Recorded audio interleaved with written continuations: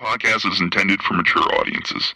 The views and opinions expressed are those of the panelists and do not reflect in any way those of the podcast partners, sponsors, or affiliates. Enjoy. Hi, this is Michael Buffer, and you're listening to the Voice of the People. Let's get ready for Boxing Voice. Every day I'm hustling.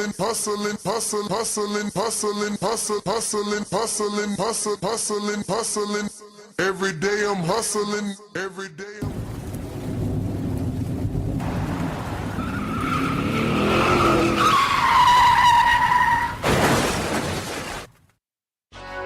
We have new video from a crash that sent welterweight boxing champion Errol Spence Jr. to the intensive care unit. The crash ejected the boxer, but miraculously, he is expected to be okay. TheBoxingVoice.com. It's been a miracle and a blessing from God that, I haven't had anything serious that would have me out for a year or two, or just would have been, ending my career.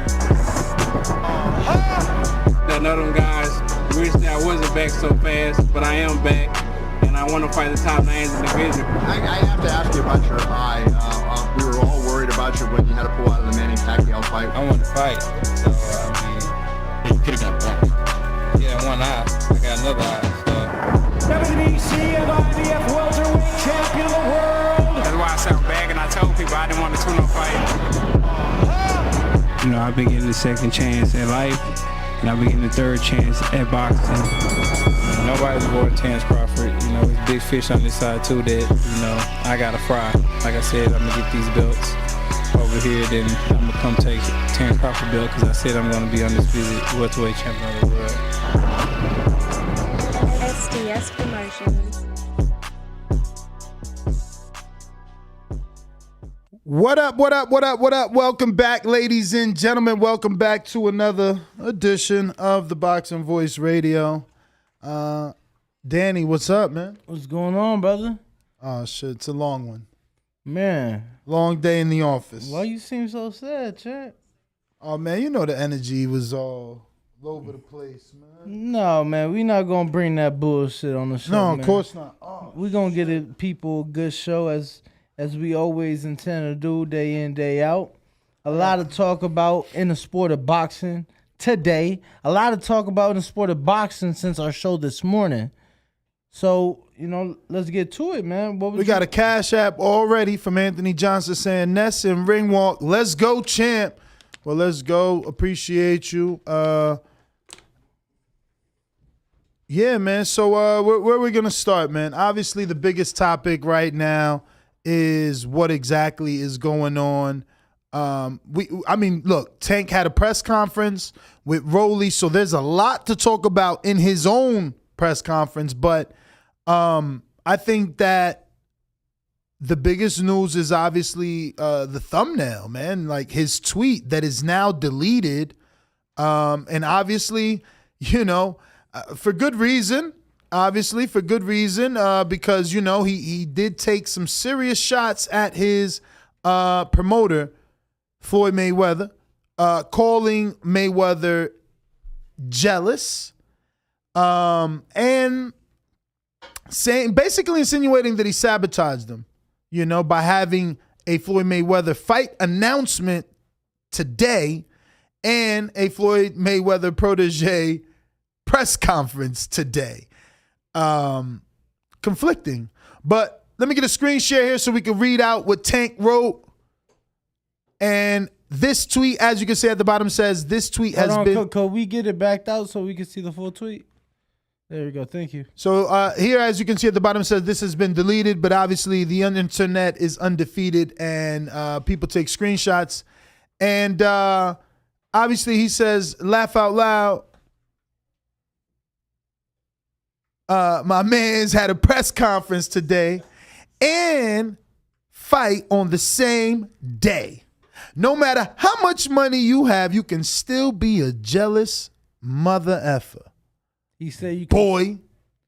He said you can still. I wonder, was it a boy, or was it like boy? Like, just to clarify it, because people might come in the chat.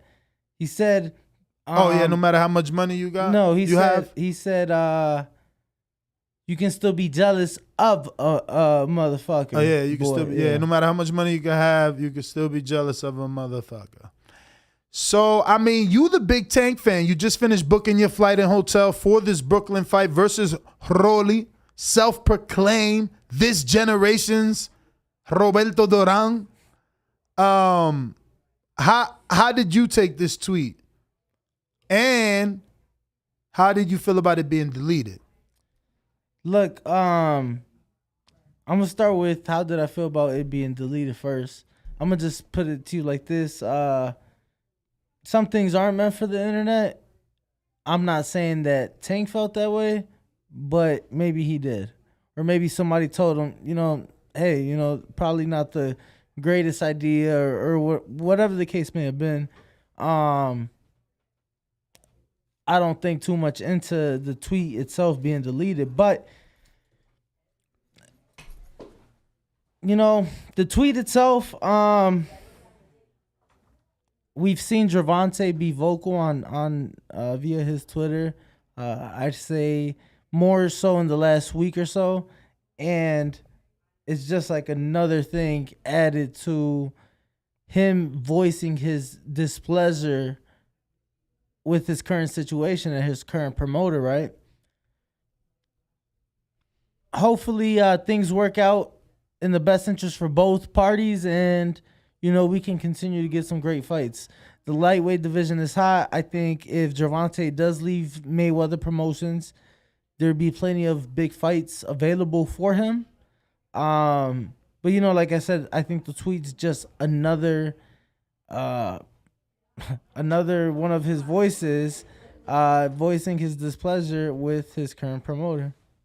Let me get a screen share, Austin. Thank you. Speaking of the lightweight division and many fights, zoom in a little more to the center, or should I do it? Should I go like this? Yeah, cool. So obviously it says exciting times for young talent in and around the lightweight division. And it's just a description of each lightweight and their ages. And George Kambosos, obviously at the top at 28. But one of the most accomplished by having been unified in the division after beating Teofimo Lopez. Tank Davis, not necessarily accomplished in the lightweight division, but definitely the biggest money fighter, or should I say cash cow in the division. Absolutely. Andy Cruz, he hasn't even turned pro yet. He intends to turn pro, but they have him listed. And now that Cuba has opened up the floodgates and they're going to allow professional boxing after 60 years, Andy Cruz, the man that holds a win over Keyshawn Davis, who is also on that list at the very bottom. But your boy William Cepeda, he's in there at 25. Not to be confused with Jose Cepeda, because a lot of people don't know William. He's with Golden Boy. He hasn't had that big marquee win. I think he has a good B-side win, B minus win, like a B plus or something like that.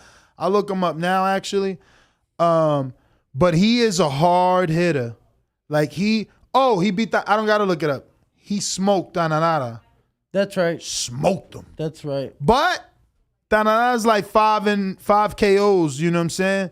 So we got to see how William is going to do versus someone that could punch him back. You know what I'm saying? Tanahara got more fights than that. No, 5 KOs. Oh, you saying he only got 5 KOs? Yeah, only knockout power, you know what I'm saying? I got you. But it is exciting times in this lightweight division. Obviously, whenever Shakur moves up, he's young and ready to rock and roll. You got T.O. if he could come back. Ryan's on the comeback this Saturday, and we'll be making our predictions. Devin Haney is obviously set to show whether or not he is as good as advertised. And you got, last but not least, the Olympian Keyshawn Davis. And, what's interesting is obviously with our relationship with the Haneys, we know that, Devin, Shakur, and Keyshawn, and Shushu, all these guys been getting work together. Right. And, just some are pro quicker than others. So they all know each other. And obviously now Keyshawn is over there with Bomac. Mm-hmm. You know? So getting some work with he'll give Terrence him Crawford. Yeah, but it'll give him an opportunity probably if he hasn't already done so, because I believe we interviewed him and he said he did. It'll give him an opportunity to get comfortable with Shakur as well. But I'm pretty sure he told us. Yeah, they have a close relationship. Yeah, I'm pretty sure he sparred Shakur already. Yeah, they have a good relationship. And that's what he told us. But Tank Davis, the press conference, Rolly Romero. We should get some pictures up. Let me go to the Instagram. Well, hold on. What's up? We do have a guest. Do we? Yes. Whenever. I told him 4:15. You know. But yeah, we're gonna have the lovely Cynthia Conte from Ring Magazine, and now the co-host of the baddest women's boxing podcast. Period. So she's also going to be joining us tomorrow for the live fight chats that we call, since we have the rights to the fights from Mexico. And she's going to be joining in our live fight chat and festivities. Cynthia, how are you? Hey, guys. Sorry. Sorry. There you go. Sorry, I had Doritos in my mouth. They're like, come in. Thanks. Oh, it's nice to see you guys. You know what? I've only sat in your show once, and that was at the Gennady. Yeah, the Superfly card. Yeah, the podcast row. I remember. At the Forum, I believe. Outside. Yeah. Oh, no. I think we also had you for Jacobs Canelo, too, though. I think inside. Inside. Yeah. But now it's nice to be here. Yeah, it is. And it's nice to always get a chance to see you guys now. I see that you're also doing your thing. Did I say the name of the podcast correct? So we've actually changed it. It is the best women's boxing show, period. Okay, that's what I said. Because a lot of people get a little upset with the word bitches. So we're just like, okay, we'll keep it firm, but it's still good, and it's good. Okay, and where could people find it if they want to listen to it? They can find it on our YouTube at Best Women's Boxing Show. And then we have a Twitter, which Best Women's BSP. And then Instagram. I don't know the Instagram name because it's so many different words. But just look on my socials, and also Giandra LaBeouf's. And I'm at The Real Fight Girl on Instagram. So it's just you and Giandra are the two co-hosts? Yeah. Oh, I thought it was... So Claudia Trejos was part of it, but she also, whenever she has time, but it's really me, Giandra and I, since she's in Miami, and she's also more of a broadcaster for like DAZN. Mm-hmm. And what is it, once a week, once a month? We do once a week. We're building up to twice a week, and we do maybe 2 to 3 shows while we're here. Oh, wow. Bust it all out. Mm-hmm. Nice. Well, obviously, we're going to be having you on tomorrow for some live fight chat. But today is our flagship edition where we basically talk about all this weekend's fights, preview and predict, or any news and notes. So I think that the biggest thing that's happening right now, I would say, is obviously Gervonta Tank Davis' tweet that he deleted, basically saying that Mayweather is a jealous mother effer. And wait, when did he tweet this? Right now? Today. Yeah. Oh, it's on the screen. Oh. So he basically is saying, like, this guy had a press conference, which is Tank's press conference, plus a fight announcement, which Floyd announced a legit fight in Dubai today. And Tank is just unhappy because, it's like, if it's my press conference, focus on me. So he goes on to say that you can have all the money in the world and still be jealous of a person. Is it that salty between them? Yeah, I guess so. I mean, is he? Have you? Oh, so you haven't been following it because there's been other tweets. I've seen the other tweets, and then they've been deleted. I just got to see briefly the face off with him and Rolly, and I'm like, okay, I see Leonard, but I don't see Floyd. And I figured because he announced his big fight in Dubai, and I'm thinking, who is he signed with now? Is he? I saw Floyd say a very nice tweet, like maybe a week or 2 weeks. You know what? This is great for Rolly. He knows exactly what he's doing. I'm proud of him, blah, blah, blah, blah, blah. I don't think Floyd tweeted that, though, personally. I think one of his handlers did. But it's just kind of weird that there's no promotion for this fight. And they've already said this. Even Gervonta said that there's no promotion for my fight. I'm fighting this bum. Why am I fighting this bum? I'm sorry, Rolly, but that's what they said. And it's kind of weird that Gervonta he tweets it. And you know damn well when you tweet it, it's out in Twitterverse.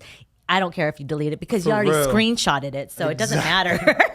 The internet is undefeated. You can't put something out there and expect it to go away. It's there forever. But there are a lot of fights. Anybody in particular you're looking forward to being in the ring this week? Because we got some pretty big names in action. Yeah. Well, there's a Fundora fight. That's a very good fight. And I just saw Tony Harrison's mom. Yep. I didn't realize Tony Harrison was on the card, and I like him. Yep. I mean, especially when he fought Charlo twice. Who else is fighting this week? Did you see him jump off the stage at the press conference? I was about to mention that. You was here I was working. So why? What happened? Tony? Let me show Tony you. did? Hold on a second. Let's show you. Damn, all this happened? Yeah, we'll show you. What? Okay, let's look at it. We got it on our Instagram. Let me see. Waiting on us. Here we go. Come on, bro. Give me a chance here. And then want to run it, and then want to do one little whole shit, one little bitch ass nigga. So he's talking to Luis Cubas Aries here from the stands. Don't know how to sit back and look at Lubin's smile. You see all Lubin's teeth. He's so entertained. Talk about shit that you want to lose and still talk about motherfucking fight. Shit. Oh yeah, but. You a fucking lame ass nigga. You a lame ass nigga. You here on this stage. Hey, he throws rubber duckies at him. Oh, he throws a punch. That's and then he throws a punch. Oh. Let's get you back on stage. Yo, I didn't even know that. Is that why Tony's mom walked out of my interview with Alicia Baumgartner? Stage, people. Oh, I didn't know all this. This is some spicy stuff. Yeah. And I want the weigh-in was also good, though. I mean, the press conference with Tank, and that's the whole nother state, and that was just as spicy. Right. And then what was it yesterday when we had Ryan and Emmanuel to go in the ring with their back and forth? I think that was staged. I'm sorry. You think so? I thought that was staged. Why do you think that? I don't know why.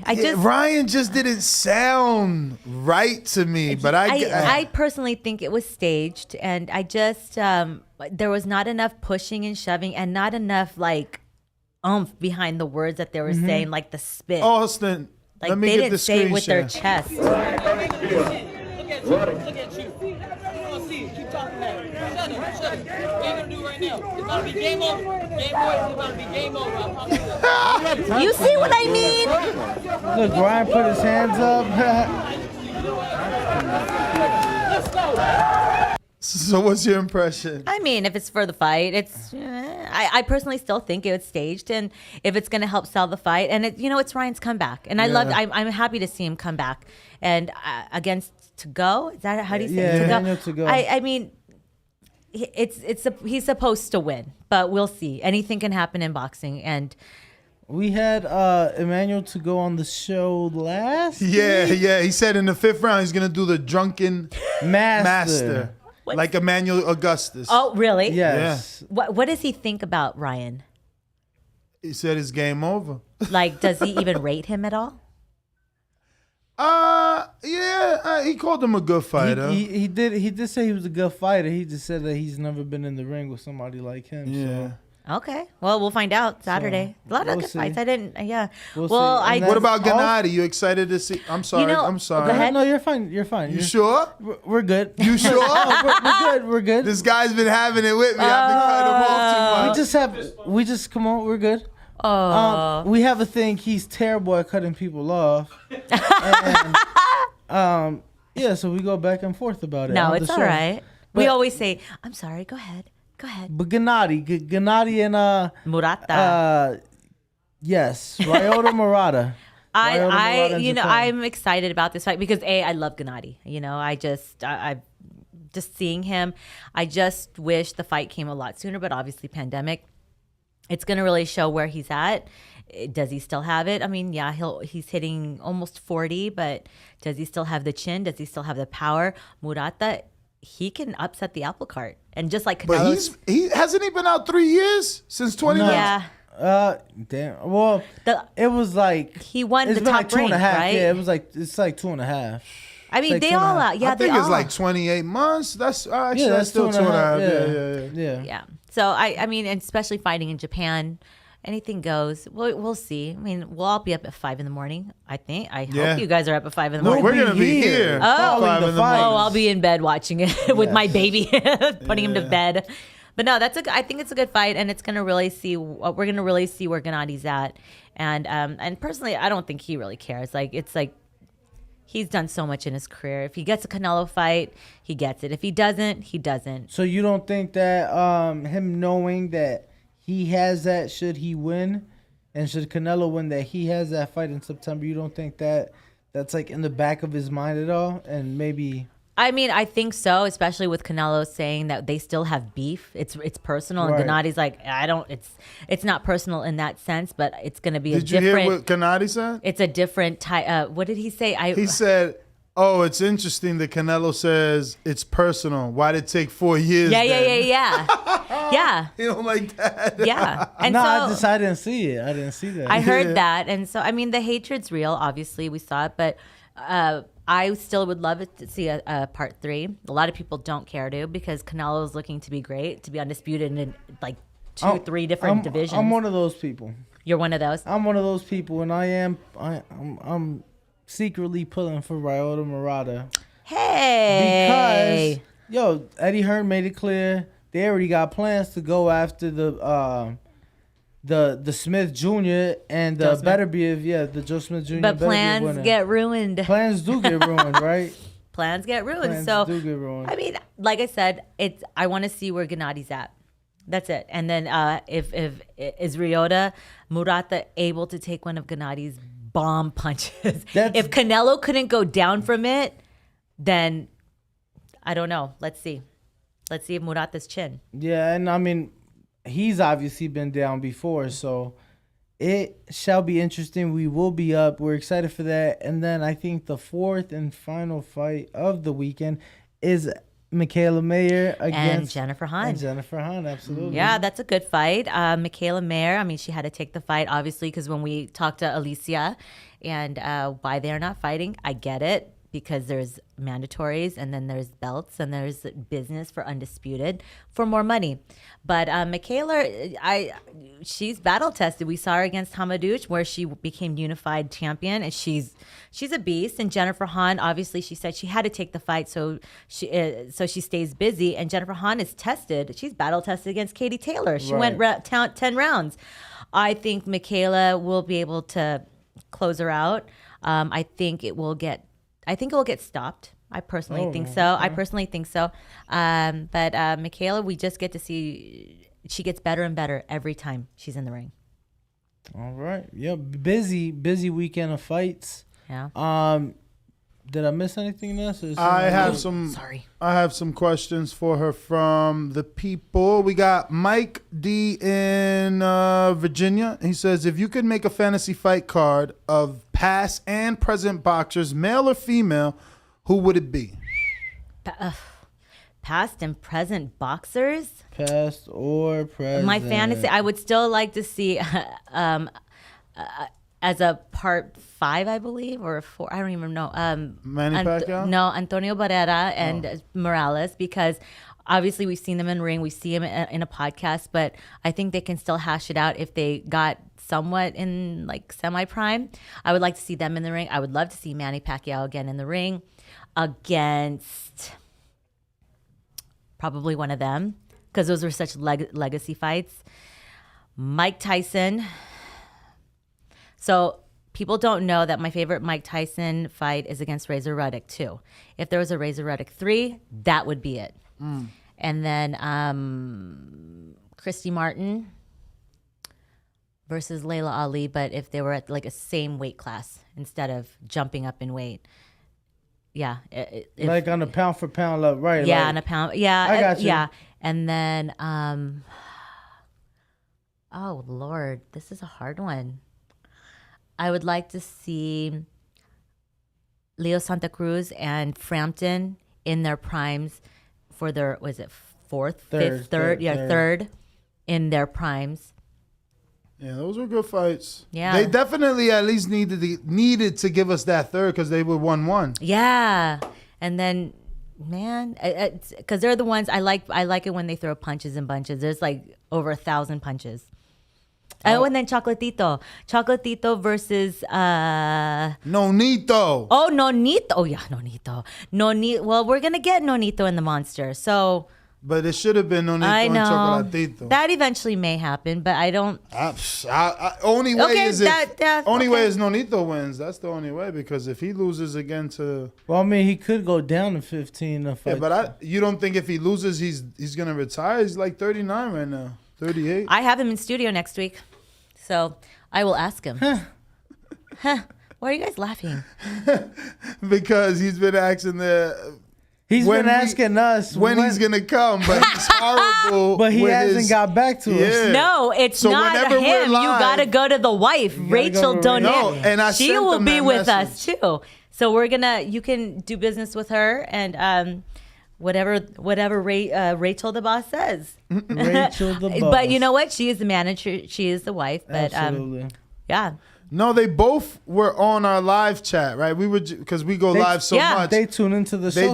They jumped in and then they got on the show via Zoom. But I'm like, yo, we're all in Vegas. Yeah. Cut this. Come to the show. So then they said, okay, so message us for the address and stuff. But And this was before just the fight. yesterday, he reached back. He's like, oh, I just got out the gym. I'm like, dude, I sent you mad messages. That's all you send me? No, mine was like, it took some time. I was like begging Rachel. I'm like, please.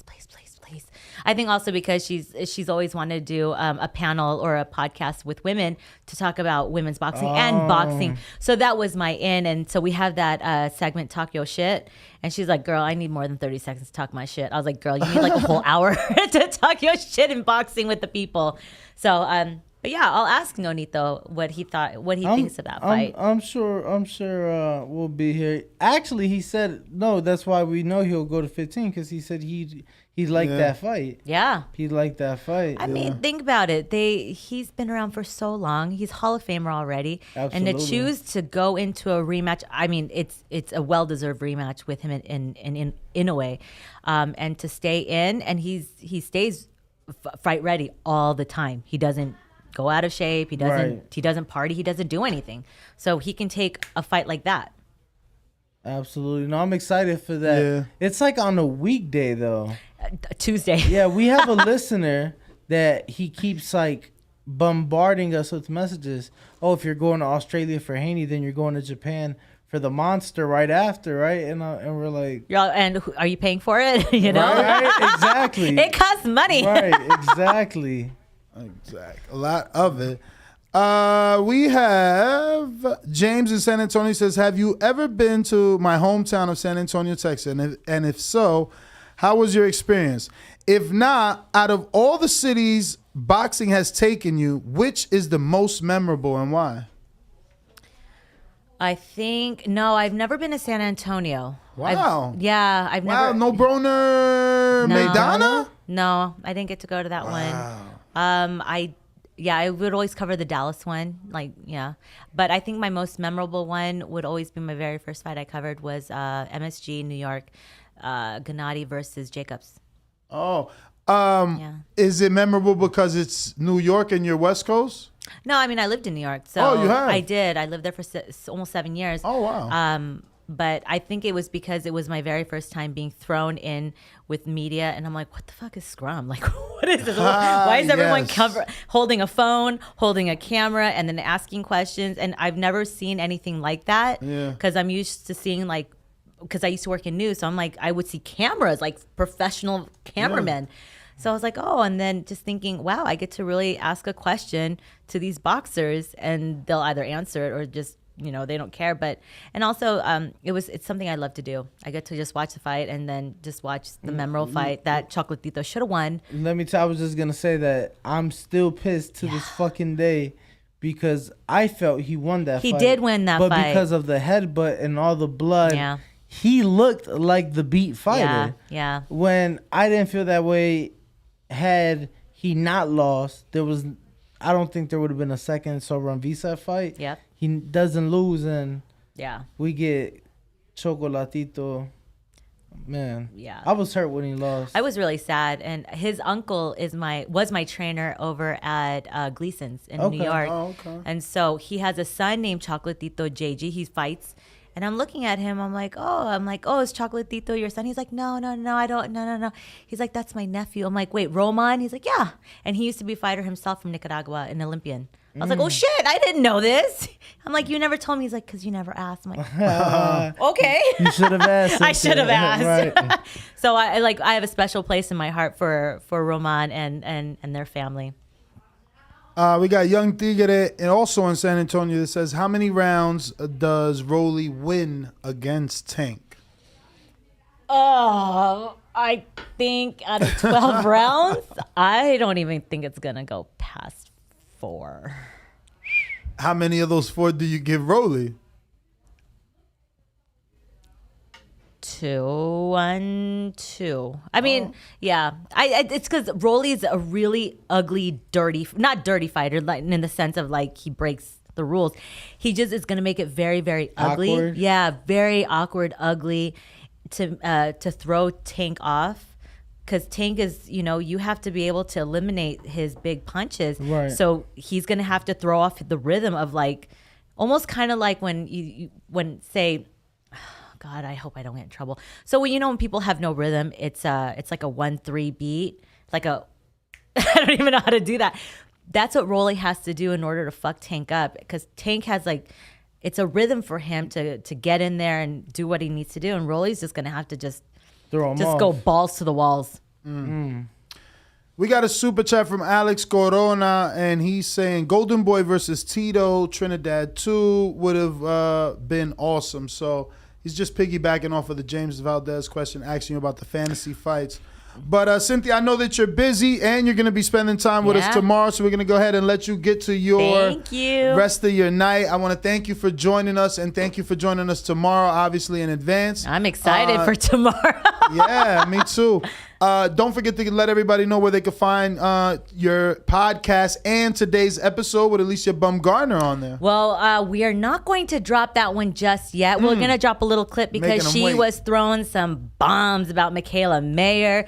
But we are going to be dropping the David Benavidez because he responds to Caleb Plant's accusations, Jose Benavidez's response to Caleb Plant's accusations, and that was fire. David was going off. That whole thing could have been Talk Yo Shit episode. Wow. But we will be. When's that air? That's gonna drop Monday and Tuesday of next week because we got to edit it all down. But we just dropped the Mikaela Mayer which is causing a firestorm. That's why Alicia was here, because she spoke and she told her truth, and boy, she went off too. So yeah, we got a lot of shit to edit, but I promise it is coming. So thank you guys. I hope you guys tune in at Best Women's Boxing. Shit, I don't even know my stupid Instagram because we have so many. No, it's really hard because Best Women's Boxing Show. That's our Instagram.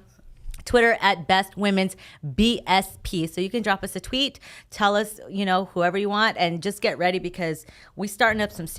You know what? We don't start shit. The ladies come on here and they say their shit. We just we edit it, post it, and send it off into Twitterverse, and they respond. Twitterverse. Yeah, because these women have something to say, and you know that, guys. Oh, absolutely. Yeah, they talk more than the men. Yeah. All right, thanks, guys. I appreciate you. you. Thank you for your time. Thank you so much. Absolutely. I'm actually gonna send you a female so you can have her on your show. Okay, I'll send it to Ryan. Yeah, man. Shout out to Cynthia Conte for joining us. Not only today but tomorrow, man. It's gonna be interesting to see if she can hang, bro. No, think she can hang or what? I don't know. I guess we'll have to wait and see. But it should be a fun night of fights, nonetheless. And I'm excited, bro, because I actually have some family that are gonna be at the fights. Who's that? Just some cousins in Mexico. I got family where the fights will be shown and taped from in Aguascalientes. So when I found out there was gonna be fights there, I let some cousins and uncles know, and they actually got some tickets, so they'll be in the building. Nice. I was surprised she's never been to San Antonio. You've been to San Antonio, right? Yeah, I've been there numerous times. I know. What fight took you there? Any fights? Or because you're Mexican, you might have just been there for family. I was there that's where the Air Force does their basic training. Oh, so it wasn't boxing. No, but I only got to actually see the city for like 2 or 3 days. I didn't. You get did to the river walk though, because I Yeah. know, because these mad touristy. I remember he came to New York. He's like, "Yo, come with me to the." I'm like, "Bro, I'm not doing that shit, bro." But it's not like he's like, "Let's ride the subway." I'm like, "What? I got a car."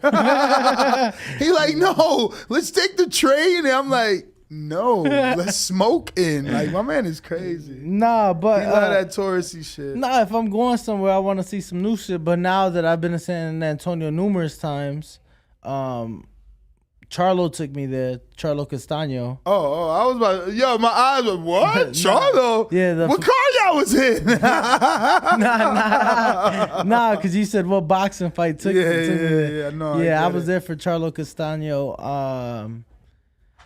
I feel like I've been there another time. I don't remember a fight, so I'm not too sure. But I was there for Charlo Castano. So Yo, I feel like I'm not, I'm going to show you this before I say it because I want to say it because he's so funny because I know he did it on purpose, motherfucker. Look at this. Yeah, I guess you probably won't get it. Do it show enough for you to... Shout out to this moment of audio silence on the live podcast. Nah. You don't get it? I don't get it in the least. So that's our editor, and he's sending a short. Okay. But you see the title? Yeah. Is he referring to me? You silly, bro. You better stop smoking. I hate saying that because I hate when people be like, "Oh man, I forgot because I smoked." Nah, that's bullshit. You forgot because you forgot. Nah, I don't get it. Who we had from there? Multiple people. That's why. But only one represents the other word. Oh, terrible, bro. It's terrible. I just saw the light bulb above Danny's head go off just now. Nah, man. I want to say it because that was funny as hell. He a jerk for that. Nah, I promise Shout out to Ignorant Boxing. I promise you he wouldn't care. No, I'm talking about Ignorant Boxing's a jerk for that. No, I'm saying if we said it? Yeah. You say it then. Nah, he sent it to you. I'm good. I ain't even seen it. I ain't even seen it. I'm good. Nah, man. Nah. Let's talk about the fights. So in California on ESPN and ESPN Plus, obviously the female in question that Cynthia was talking about, Mikaela Mayer, is going to be stepping in the ring with Jennifer Hahn in the 10-round bout for Mayer's IBF and WBO. That's strange. So women don't do 12 rounds? No, it's only 10. Holy smokes. And it's only 2-minute rounds. Yo, that's bad, right? That's bad of me. Like, I legit did not know that. Yo, look. I just automatically thought. Now I get why they so mad. Like, yo, why can't they do 3-minute rounds and 12 rounds? Like, what's Because up if you with think that? about it, men are scheduled, championship fights are scheduled for 36 total minutes of combat. Uh-huh. The women, it's 20. So it's almost half. No, I know, but what I'm saying is they've already been lobbying for the 3 minutes per round. But damn, you also ain't giving them the 12 rounds? At least give them 10 tripping, or 12, man. 12 2-minute rounds, you saying? Or at least fucking chop it down and give them 3-minute 6 or 3-minute 8 rounds. Okay. Like, what the hell? Okay. You know what I'm saying? I never noticed that. Honestly, I've never noticed that a championship fight in female boxing isn't 12 rounds. That is sad. I'm so sorry, guys. I feel bad. But moving on, I'm going to go ahead and pick Mikaela Mayer. I don't think she's going to lose. Obviously, there is too much money on the table for all that be happening right now. Plus, she's a very good combination puncher. While she gets hit, I love that she's such a dog. Like, she's in the fire, and she loves that 1-2-3. She loves that 1-2-3. She loves that shit. And I love her choice of footwear. I hate that they don't make those for men. She get those Air Max bubble fucking boxing shoes. They just too fire. I don't know why they're not unisex. They fucking suck. Totally Shane, you suck. Have you looked into? Yeah, I looked at them. They're only for females. But I'm saying getting a female size big. Yeah. Nah. Do they even have them that big in women? I don't even know. Because you're what, a 13 probably? Definitely a 13 and a half, easy, depending on the shoe. Yeah. They may not make those size for women. I know. But no, I got Mikaela Mayer as well. I got her by decision. Not stoppage? I got her by decision. What? How many knockouts she got? Let me see. My internet's down. Shout out to Sticky Paws? Wacky Paws. I know people like, yo, you so exaggerated. No, it's funny to me. I can't understand. No, but it must be you. Refresh, because I got internet. I've been refreshing. Lies. Clear your cookies. That's what Travis is going to tell you. Clear your cookies. Damn, 5 knockouts, 16 wins. Screen share. 16 wins, 5 knockout. Damn, she 31 already. Hey. Whoa. Never mind. 31 already. Years old? Yeah. Oh, wow. That's Canelo age. Oh, wow. No, That's like Canelo, underneath Crawford age. Canelo, yeah, I think Canelo's like 32 now. 34. Who? 34. Man, you crazy. Him and Charlo same age, bro. No, Canelo's 34, bro. Bro, you think you know your brother that well? You fake, bro? Yo, I'm telling you, they lie on those Mexican birth certificates. Look at that. 31 years old, 1990, papa. He's in 90s? He's in 90 wow. baby. 90 baby. Shout out to my boy Nello. Just to remind everybody, especially our Patreon members, 5:30 Pacific, we will have Devin Haney prospect Amari Jones fighting out the Bay. He will be on the Haney Cambosos undercard. 5-0, 5 KOs, so check him out. We do have some recent footage, him doing pad work, him hitting the heavy bag. So you can check all of that out, youtube.com/theboxingvoice. And for our Patreon members, make sure to send your questions over. Send them preguntas. Send them preguntas. Yo, is Key in here? I'll find out. Kia! Somewhere in the building. Damn, bro, I thought he was like 33, 34. Kian. Well, I was typing it to try to be clean on the audio, but fuck it. You know, they just walked him in like, no, he wants you. So, Kian, drop me the file. The one you had on the drive this morning. You didn't give it to me. We just used off your drive. I know. We're going to get it together. Listen, we're going to get it together. It's like a brand new team.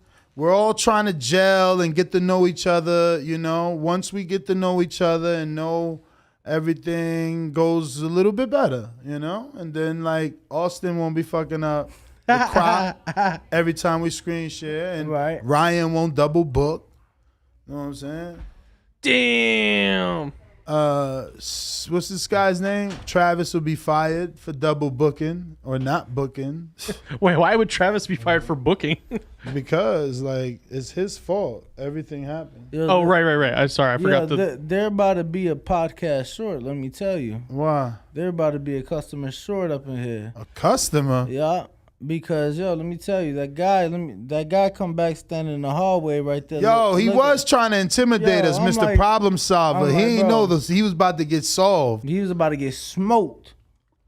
Nah, not me. I ain't smoking nobody no more. I told you, I'm going to be outside watching them like, oh, you guys are crazy. The retired police officer we got up in the building. I'm fucking done, bro. I'm done. Look, see? Look, he a retired police officer. He probably got one of them little buttons and shit when you knock him down. Call all his boys. I'm good. Man, one of those life alerts. Yup. Bro, seriously, bro. You got to be careful out here. These dudes, look, I didn't even know he was a cop. Wow. Bro, but he sits in a podcast room, tells people how to fix their plumbing. You're so terrible. Yo, what the fuck? Yo, can I just drag it onto my desktop? Why does it not do that then? Nope. He lied Champ, to us. You lied to me. Moving on yes, from you did. Mikaela Mayer, What we up? have Erickson Lubin. Nah, how you gonna just disrespect the rest of the card like that? Oh, like who's on the undercard, champ? You Wow. tell me. This guy loves no one. I'm telling you, if it was Bro, Tank, my internet's down. I can't even see bro, this it's shit. obviously not the internet if it's only your computer, not your phone, not my computer, not the show. The phone went off too, bro. Oh, the phone went off now. I'm using my 1 bar LTE. Yo, you know Giovani Santillan? I do not know, sir. Come on. Ain't this the dude that had a tough ass fight with DeMarco? People maybe thought he lost to DeMarco. This is him, right? Antonio DeMarco. Screen share. Yo, look at fucking Google. Yo, I hate Google. Look. They know you Look, looking remember for I was telling glasses. y'all about the Ray-Bans that they're for content creators? Look, this is what Google does to you. They listen to you and they track down and target what it is you think you like and they force it down your throat. It's absolute genius. I wish I had such a marketing tool. But this guy's 28-0. I think he's a welterweight, right? Because he beat DeMarco at 47. Yes, he's a welterweight, 30 years old. And you can tell that Top Rank pumped the brakes on him after the DeMarco fight because he probably lost that fight in the eyes of many. And since then, the Cecil McCullough fight wasn't bad. You know, I mean, McCullough's not, I mean, he's not a world beater or nothing, but at least I've seen him before. But yeah, Giovani Santillan, I'm still waiting for him to kind of step it up. As you can see, he's 31 in the world. At 30 years old, you pretty far from the top. Right. At 31 in the world, you know what I'm saying? At 30 years old, like, you need to start stepping on his gas right now. But I am going to pick him because he is the undefeated fighter, and that record, they're saving that record for someone. I'm just being honest. You think so? Of course. Of course, that record's being saved. You don't remember when they had Vanes Martirosyan? Mm-hmm. They would not let him fight Canelo. Like, no matter how long Martirosyan was the WBC mandatory or interim or silver, homie never got that Canelo shot. Whether Top Rank believe he wasn't ready or Canelo didn't want to fight Martirosyan, because Martirosyan is declarated as an amateur. He's been in there with the best and beat them. But I don't know. Like, if you look at it before, I think it's before the Laura fight, bro, who he fought? Like, he was like 31-0. That's crazy, you know, to be that. I mean, if you ain't Canelo starting off as a pro teenager, like, why do you have 30 fights and no sort of belts? You know what I mean? But no, I got you, champ. especially now, like, look at how things have changed in the last decade. Like, I mean, look at Shakur. He got his belt early. Like, it used to be, you know, declarated amateurs. Like, Rigo came in the game, got a belt after 12 fights. After Ira Terry, I think he beat in Philly, and then boom, title shot in 12th fight. And then Loma came and did that shit in 2 fights. 3. Well, title shot in 2. Yeah. Title win in 3, yeah. He lost that Orlando Salido fight, but, you know, he did it quick. And then when you think about a guy like Gennady, I mean, Gennady had so many fucking fights before he got a legit world title. No disrespect to my peoples. Okay, no disrespect to my peoples, IBO, but, you know, Gennady. Let me see if this shit stood here, Kian. So speaking of Gennady, well, no, actually, we'll finish this ESPN card. We'll finish this Top Rank card, champ. Yeah. We got to do that one at a time. Let me see what Jason Moloney, who we seen in the gym, brother of Andrew Moloney. He's on the card. I'm gonna obviously pick the Moloney brothers. No way Top Rank is letting them lose before that George Kambosos Devin Haney fight happens, where they're putting these guys on the undercard. Absolutely. So I'm going Moloney. Then I'm going Andrew. Both Moloney's getting my pick. Even though, keep your eye out for Andrew's fight. I don't know that this has any relation, but the name is too freakishly close, so expect an upset. Andrew Moloney is fighting Gilberto Mendoza. Yeah, who's getting? Tell him. Junior. Does it say Junior? Yeah. Oh shit! What if it's? I got to Google him now. You think it's Gilberto Mendoza, the president of the WBA? I mean, I wouldn't put it past him. The motherfucker let his cousin fight Fox. Remember? Whoever Gilberto Maestre is, that's his family.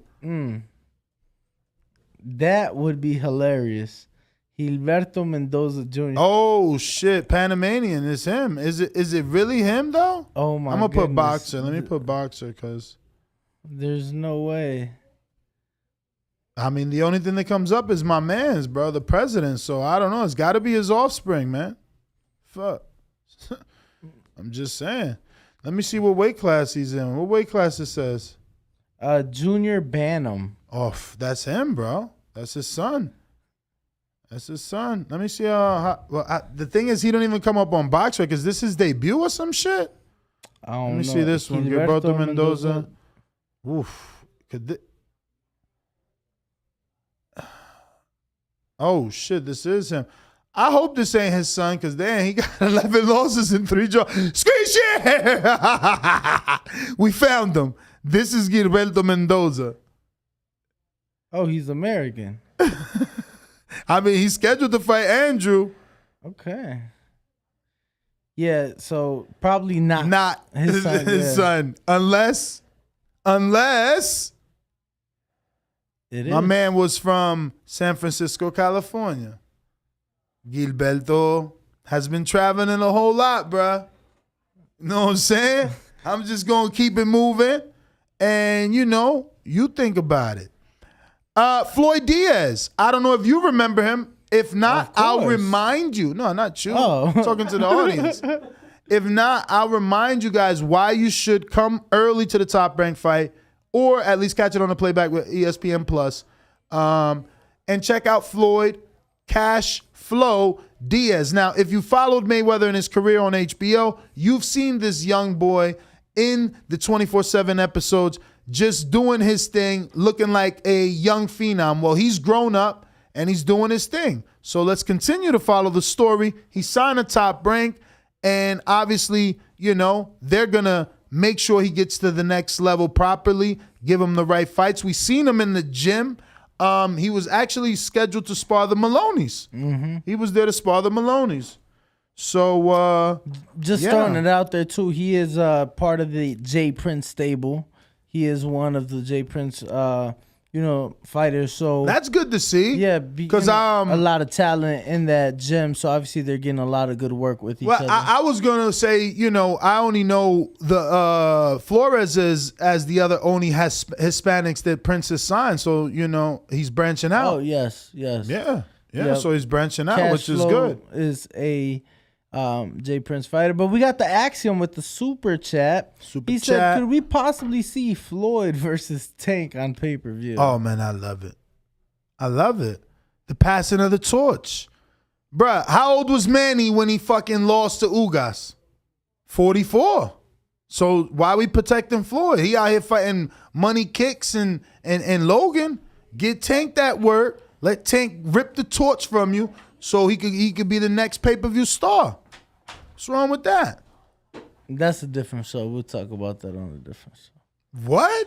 I think that's like a show in itself. Nah, man. If that took over the show, that just means it's a great topic. How you feel? Why wouldn't you want him to fight Floyd? Because he's not a welterweight, Bruh, but they about to give you, I mean, obviously, if you fighting Floyd at welterweight, but you also are moving up for a legend. It's not just, I'm moving up to fight Earl. No, I'm moving up to fight the last living legend. But what does Floyd get out of that? Obviously a fucking huge payday. Yeah, outside of the payday, he get to shut this young man's mouth up. He out here tweeting a lot. Yeah, Twitter fingers. But he said he cared about him. He said he want the best. And that's how you make money. You heard motherfucking Mike Tyson. I do care about the young dude, so I'm going to put hands on him and get him the biggest check. Who you picking? That fight don't ever happen. He don't want to pick. Don't pick, bro. I've lost plenty of relationships over making a pick. Telling you, don't do it. You do realize you just got done making 8 picks for the top rank but card. those are picks. Those are A sides supposed to win. Okay. I'm talking about when you got to pick Charlo Harrison. Know what I'm saying? Mm-hmm. It's a wrap. When it comes down to you and you got to pick Haney, Shakur, what he gonna do, y'all? Ay. I'm in the same boat because he from North, you know what I'm saying? So I'm like, damn. I rocks with Haney, but this man's from my city. So I'm in the same boat with you, but you probably going to have to make the pick first because they care about what Danny cares about. I don't know that they care, but... Bruh. I don't know that they care, but... All right, you could be humble. I get it. I think they do. That's my opinion. We've just developed a nice rapport as a fellow media member / talent. They said do a poll. What we polling? What's the poll? I don't know. What we Probably the fight you guys were just talking about, UD or knockout. Who? Nah. Mayweather. Ah, yes. But what kind of poll do we do? Like, should Mayweather fight Tank? That's not. No, like what? Who do you think wins? Nah. I don't think that's what they asking. I don't know that people. I think a lot of people may be split on if they would even be interested in that. Why? Like, Floyd gets nothing out of it. I mean, he gets paid very handsomely. Right? Nothing out of it. You don't think that puts him in the history books even like deeper or higher on a better plateau of coming back and beating someone as good as Gervonta? Like, yo, we get how many people tell us how good and how hard this kid hits? No, I hear you. I get it. I'm just saying, like, I don't know. And see, maybe a poll to see if people are interested would be good. So should I say, would you buy?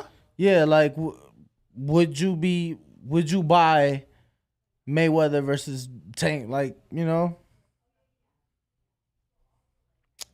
What's the options? Yes and no? Yes or no. That's it, plain and simple. Or yes, I'll buy the pay-per-view. No, but I'll stream illegally. It's the truth. You terrible. It's the truth. No, don't care for the fight. And then I don't know if you have a fourth one or whatever. I'm just throwing shit out there. Because people are going to be like that. Like, I'll stream it. I ain't going to pay $74.99 to buy it, though. $74.99. That shit might be $100. Yeah, that shit might be $100 because it's Floyd. We've seen $100 in Mayweather, Pacquiao. Plus, he's coming back to a real fighter. He might be like, hell no, y'all got to pay me now. And I'm Mayweather older, McGregor. slower, and this guy's younger. Give me money. So I got, yes, I will buy pay-per-view. Yes, $100. but I am. You got to put $100 because they're going to do 100. It's going to be a real fight. Logan Paul, they didn't do 100, but that wasn't a real fight. All right. Yes, I will buy pay-per-view $100 for $100. And yes, but I am stream team. No, I don't care about this fight. Any other option? Not that I can think of, unless All you right, can think three of something. options. 3 options it is. Oh, did you post it already? Nah. The fourth option, I'll go to the fight. No? I'll only go because, I mean, if you're not watching, if you're going, you can't watch it on TV. You know what I'm saying? I will be there. Be there. Live. All right. Ask the community. Vamos ves. And the poll is up. Live. What are you going to... Well, Danny's going to put I'll be there. First one. You put I'll be there. Of course. We got a super chat coming in from Mad Bent 100. And that's out of Kansas City. Shout out Mad Bent. Shout out to you for always partaking in the show. Looks like he says Tank doing a Broner with the fake Mayweather promo beef. Ah, you think this is all choreographed and staged? Were you there in D.C. for Broner Ashley Theophane after Broner beat him, saying, Floyd, he got to see me? Yes. You were there? Yes. Okay. But do you think that's the case? Do you think that it's this fake promo beef? Nah, I think Tank's ready to go. He's done. He's ready. He's ready to roll, baby. No holding him down. We got a super chat actually, we got a cash app from my man Majimba that says Tank versus Floyd poll. Who wins? Uh-oh. So that's another poll. Keep him. I'm gonna send that to Ryan so we remember to do this other poll because my man Majimba done paid for that. But we got a cash app. Oh no, we did that. All right. So we're gonna move on to what we got next. So we got Luis Alberto Lopez against Raul Chirino, 8-round featherweight attraction. I never heard of Luis Alberto Lopez. I might pay attention if I'm not busy, only because he's before Duke Reagan. So it's like he must be there for a reason, or else they would have put Reagan closer to the main card versus Lewis above him. So we'll see. But I'm picking Duke Reagan. I don't know Lewis. I'm going to ride with the A side on that. Yeah, champ. I 1,000% agree with you on your picks for the Costa Mesa. We got a super chat card. We have a super chat. Oh, okay. Salute, gentlemen. Can't wait for mañana. And, of course, he's talking about our fights live from Mexico. Actually, since we got a super chat, let's go ahead and show them a quick promo of what you can expect tomorrow night. Do you remember the first time you got arrested? Get at me! Oh, take it off! Take it off! Yes! Yo, Ken! Woo! Counted the money, okay. Might buy a crib with a view in LA. Niggas keep plotting, they want me to break down. Nah.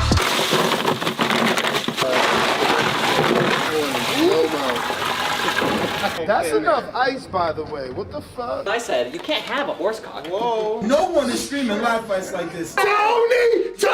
What the fuck did I walk into? Yo, he's not getting up, champ! He's not getting up, now! Yeah, we got to get in there. It's 5 minutes from now anyway. Oh,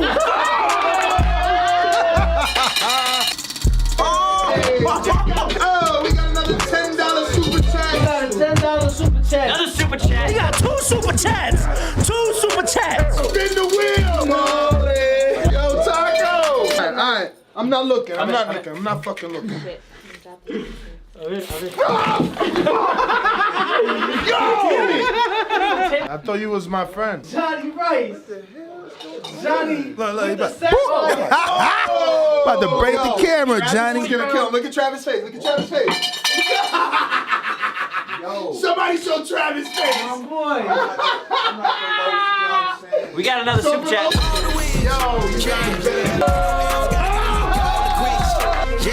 Gotta keep on moving. it's going down with this motherfucker. Favorite choosing after Starbucks. Can you give us 1 second? Grande white chocolate mocha.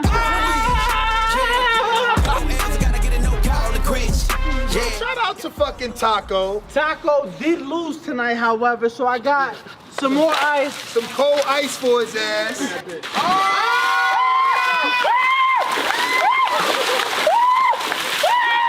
Hell nah. Oh my God, he's eating because it's good for your muscles. How do you feel?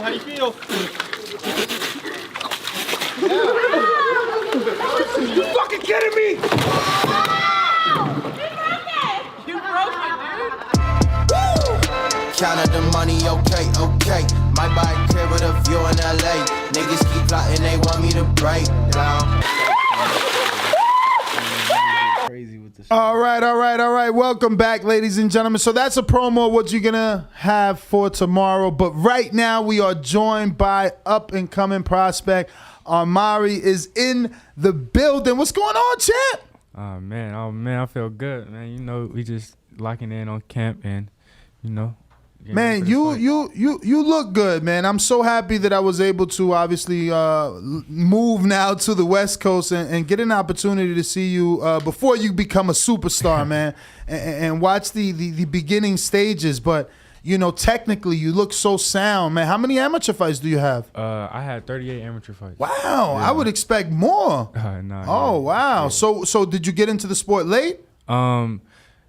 I would say, like, I took it serious late. I was boxing when I was young. I I started boxing probably I was like 10 years old, and then I played football, and then I took football more serious growing up, and then I want to say I was about 15, I started boxing, and then I started like having amateur fights and stuff like that. So what position in football you played? I played all of them: quarterback, running back, wow, receiver, quarterback. corner, all that. Damn, so you're all around athlete. Yeah, all around athlete. Wow. So how'd you link up with Devin Haney? Me and Dev hooked up just through people we know. You know, we from the same town, so it was just a matter of time before we was connected through people we know. It's not a lot of people that's boxing from Oakland, so it was just a matter of time. Man, so just for coming up in Oakland, so you didn't know him from out there? No, I didn't personally know Devin. I knew him, like, seen him on Instagram, and even before I took boxing serious, I used to just watch him because, I knew people that knew him, so I would just like be tuned in and, watching him and on YouTube and his YouTube channel and Instagram and stuff like that. But personally, no, I didn't know him. Wow, that's official, man. So that's kind of like, I mean, that must have been a moment in your life because, like he's from your city and he puts you on without actually knowing him. How'd that make you feel? And how did he get wind of you? Who actually put him on to you? It's one of these one of my OGs from the town, nice. Yeah, that grew up with Bill, and and he seen I was boxing, I was good, and he put me with Bill, and it was just history from there. So then you just moved to Vegas? Yeah, I moved to Vegas during the pandemic. All the gyms were shut down. I wasn't really doing nothing during the pandemic, and I'm like, man, I gotta lock back in, and it was the only way it was to move back.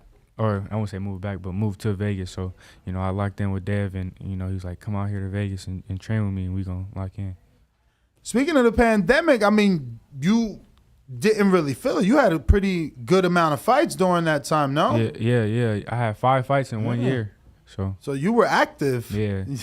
You didn't really feel that pandemic. Five fights really in 9 months. Yeah, because you turned pro in April of last year. Yeah. 5-0, 5 KOs. Your last one, though, it came in the last round. What was it like? Because all the other ones were either first or second round. What was it like to be able to get some rounds? You still got the stoppage, but, to be able to get some rounds in. That's something that, I want. I don't, like, of course we don't get paid for overtime or nothing like that, but, I be wanting to show my skills, especially on a big platform. I want to show everybody my skills. So it was good to have a tough opponent in there, and I was able to show my skills and, still get the stoppage in the last round to show people that, I'm still here. I can still do it. So being in Vegas now about 2 years since the pandemic's kicked off or whatnot, how have you seen, your growth, your improvement, and what has just being in Vegas alone offered you? Man, it's been crazy, just everything, maturity. I was already a mature kid, but like, I'm way more mature than I was when I first got out here, and my body matured, my skills matured, everything just matured now. So, it was good to, be able to move out here and get, the knowledge that I got being around Devin and Bill. I wanted to ask, man. Well, actually, I got a couple of questions here from the people. We put out a post, let them know that you was going to be coming on. I got James Valdez from San Antonio, Texas, who says, what's the story behind the gym name Double Trouble? That's one of my old gyms I used to train at. It's 2 twins that they both box, and so, they just came with the name Double Trouble. Oh, okay. Yeah. You got your own gym, though, back home, right? Yeah. Just talk about that really quick. I know you have an Instagram page for it. Make sure to give that out. And what inspired you opening a gym back home? Yeah, my gym's called the Lions Den Boxing Gym. And, it was just one of my own place I can call home when I go back, home. And, my brother runs it. And yeah, we got a gym. We building up an amateur team, and we got classes full of kids every day. That's what's up. That's great, bro. Especially this is early in your career to be doing something like that. That's amazing because it's a good, backup plan. Yeah, and show these kids, is other things out here than just, what's put out, like what's shown to them, in school. Like in school, it's only football, basketball, and, not every kid, has the opportunity to make it to college. So you know, with boxing, it's another route they can take without, you know, necessarily having to go to college and, you know, do that is give them another way to, you know, live. No, that's great, bro. Especially so young, too. So young, right? 19 years old. Yeah, for sure. Be opening things like that up and giving back to the community and setting an example, right? Yeah, for sure. I wanted to ask because now that we're in the gym with you and I'm seeing you, I'm like, man, are you going to win your first title at 54? Is that the dream, or you think it'll end up being 60? Because you are only 19. Yeah. So you're big, bro. Yeah. Not overweight in any way. Just like solid, you look like you're going to keep growing. Yeah. Honestly, man, I can't even tell. You know, when I first was, you know, planning to turn pro, I thought I was going to turn pro at 47. And then now I'm here, you know. So it's just, I don't know. It's wherever my body takes me. That's where I'm not going to stop nothing. I'm not going to hold nothing back, you know. So it's wherever my body takes me. And what's your height? I'm probably like 6'1" right now. I haven't checked in a minute. But last time I checked, I was about 6'1.5", but I'm probably like 6'1" now. Yeah, I was going to say, because I know you've definitely gotten taller since I met you. Yeah. I mean, shit, it's been 2 years, right? So from 17 to 19, of course, you're still growing. Yeah. But June 5th, bro, talk about it. You're on the card, right? Officially on the Devin Haney, George Kambosos undisputed fight. You're on the undercard. You know, talk about the opportunity. Did you always know you were gonna be on the card, and just, you know, how you feeling going into it? You know, going into something like this, being on ESPN is just, it's crazy. Like, it's like I would say a dream come true. You know, being in the sport and man, being from the Zone, that's one big platform in boxing, and, you know, going to ESPN is just, you know, blessings on blessings, and, you know, I can't thank God enough, and you know, Devin and my family for keep pushing me every day to get better and, you know, be able to show my skills on these platforms. Did they tell you, like, did you know, or how did they tell you, like, we're gonna get you on the card? Well, you know, since I've been with Devin, I've pretty much been on all his cards, you know, except for the Gamboa one. But I've been on, you know, the last two, and you know, I think it's just kind of like a thing, you know. They didn't really like tell me, like, you know, going before, like, yeah, you're mandatory gonna be on this card. You know, it's just, you know, we got a slot for you. Yeah, we got a slot for you, man. I'm just gonna stay on there, piggyback, and just, what's your thoughts on going to Australia? Man, that's something that I wouldn't even never thought I would be going to Australia to go fight, and like I said, it's just a dream come true and a blessing. Now, did you travel much when you were amateur and on the international level? Or? Yeah, I fought once in Bulgaria.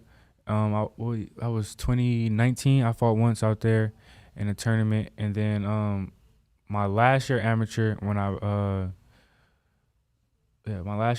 was supposed to go do the Youth World Championships, but since the pandemic and everything, it got canceled. So when you got to Vegas, or even now, like, have you looked at Devin and I don't know, because I'm looking at the way he trained. He's serious, bro. Yeah, like, yeah. I've been to a lot of gyms. That boy is working out for real, like, hard.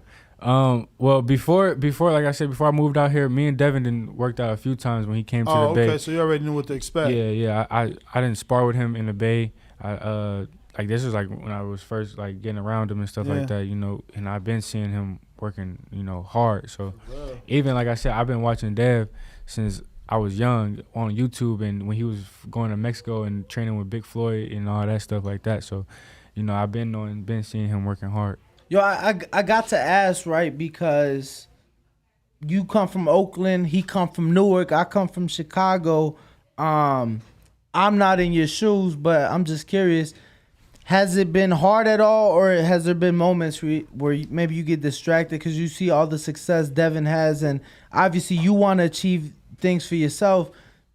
Has that been hard, or do you kind of use everything you see Devin doing and accomplishing as motivation for you? Definitely see it as motivation. He's young. He's, you know, got a lot of money. You know, you see him on Instagram with, you know, chains and all the fly stuff. So it's like, man, it's like he got here by working hard. That's all I gotta do. That's all I gotta do is work hard and stay down, and the come up is on the way. Like, so it's, of course, it's nothing but motivation to see him, you know, and firsthand be around him, and you know, it's just motivation all around. So I had Porter in here this morning for our morning show, and I didn't get to ask him on air, but definitely in the green room we spoke to him. It'll be on Patreon for you guys. We had a fantastic conversation, but I was asking him about shadow boxing, man, because again, I ain't never seen nobody shadow box like Devin. Like, did you already do what you see him do, or was that shocking to you that he's like in a legit fight when he's shadow boxing? Because I've seen fighters where they shake out, they getting loose, they might throw a 1, 2, 3 nice and fast, but you know, then you jog around like you styling. Yeah. Devin is fighting in a shadow boxing. Like, is it always like that? And do you do that yourself? Yeah, it's always like that. And you know, I would say I got more serious, like, you know, like I said, once I got out here and started being around more pros and stuff like that. But I always shadow box, you know, coming up. But with Dev, it's like right there. It's like that's the time where you get the most sharp, is when you're shadow boxing, when you gotta practice and act like someone's in front of you and imagine someone's in front of you. That's the time you get, you know, most sharp. So I've never seen nobody, you know, shadow box except for a few, like, you know, Andre Ward and, you know, guys like that, like guys that just study technique. But, you know, other than that, I haven't seen nobody really shadow box like that. I know, man. I was shocked. I'm like, yo, he's throwing them shits hard. Look, you've been with him consistently since the pandemic. Yeah. I been in camp with him. Obviously, you with him every day, but I've been in camp with him a little bit before that, maybe like a year before the pandemic. Yo, I ain't never seen him this sharp, this far out. 8 weeks out, I've never seen him. 9 weeks out. It's 9. Well, yeah, I'm thinking on Saturday it'll be now the 8th week. Yeah, but and honestly, you know, we've been at it since what? Really? Well, we haven't stopped, but locked in, serious. We've been at it for weeks before this, so you know, it's just crazy. Man, I'm excited for that. I seen you working with Coach Rodney on the left hook. Yeah. Was that just what he chose to work on that day, or is that like your go-to punch and you was trying to develop it more? Oh no, that's something we were just working on that day. We were just installing something into the arsenal. You know, my left hook has always been a good punch, but you know, we were just adding some different moves with it, and you know, just working on it. So is it the right hand for you? Like, what do you prefer? What's your go-to? I mean, my last couple fights, I didn't you know, hit some dudes with my right hand. So honestly, I say my right hand, but my left hand definitely a sleeper. My left hook it's gonna come. This is good to have a sleeper punch though, right? Because you ain't gotta use it till you gotta use it, and they don't know you could use it. Exactly, you know? exactly. I'm gonna be honest with you, man, the way we were talking about it, the way Devin's been throwing that left hook, oh my god, oh my god, no man, excited for you both. First international professional fight in a stadium. Have you looked it up? We asked Devin. He said he hadn't seen it. Have you seen the stadium? Yeah, I looked it up. Shout out. Crazy. Amazing. I love it. It's crazy. 19 years old to be able to get on that stage, man. Yeah. Well, did you ever imagine when a fight come, I'm gonna be 20 years old, so it's gonna be some. Okay. Yeah. When you turn 20, champ? April 26th. Oh, April 26th. Couple weeks. Taurus. Yes, sir. Yeah. Taurus. All right. Well. So obviously, and we're not making this about Devin. This question is about you, but his name is gonna come up because of the way that they train. Yeah. We know Devin has come up sparring the who's who. So when you got there, did they just throw you in with the who's who, or did you gradually, you know, start getting in with names? When I first met Dev, I sparred with Dev. Mm-hmm. It was like, I want to say I was probably like 16, maybe. I was like 16. Yeah, about 16. I sparred with Dev, and I probably had like. And what did you weigh back then? Because, man, you're 154. Your last fight was 160. Yeah. I think I was fighting amateurs at, I want to say 152. But that was like, I was walking around at 158 something like 160 the heaviest or something like just something around there. So I wasn't like too much bigger than Dev. Like, you know, I think this one was Dev was just starting camp. I think Dev was probably, you know, not too far off. Like, you know, so I probably been like 10 pounds bigger than Dev or something like that. What was that like the first time? Because I know you guys have sparred. So, you know. Oh, the first time, man. Dev whooped my ass. Dev didn't show no remorse on me. But what made them like me so much was that, like, they seen the skill there. It just wasn't developed yet. You know what I mean? So him and Bill was like, the skill is there. We just gotta, you know, develop it with him and, you know, and just keep working. So that's, you know, over the years getting better, and, you know. Shoot, now we here. They know they can put me in there with anybody, and it's gonna be. I'm gonna get with them. So what are some other names you've gotten in there with? Got some work with? I sparred with J Rock. I sparred with Mario Barrios. I sparred with Damn, Barrios got in there with you? Yeah, I sparred with Barrios. I sparred. What was I sparred? Ooh. Shane Mosley Jr. I sparred Kevin Newman. TMT. I sparred got some work with some good guys around here for sure. Mama's boy? Yeah, I sparred Mama's boy. I'm sure he get that no work truck, with everybody. no truck work? You and Truck never got no work? No, we sparred. Okay. We sparred, me and Truck sparred. Who else? Dang, I sparred a couple people at Verge, some guys that came through Verges, you know, a few times. Yeah, okay. Yeah. All right. Yeah, no, definitely. At Virgil Hunters? Yeah, at Virgil's, yep. So you spent time there too? Yeah. I was training there for a minute. I was training there for a couple months. Under who? You ever heard of James Page? Yeah, the dude that dropped Arthur Better Beef.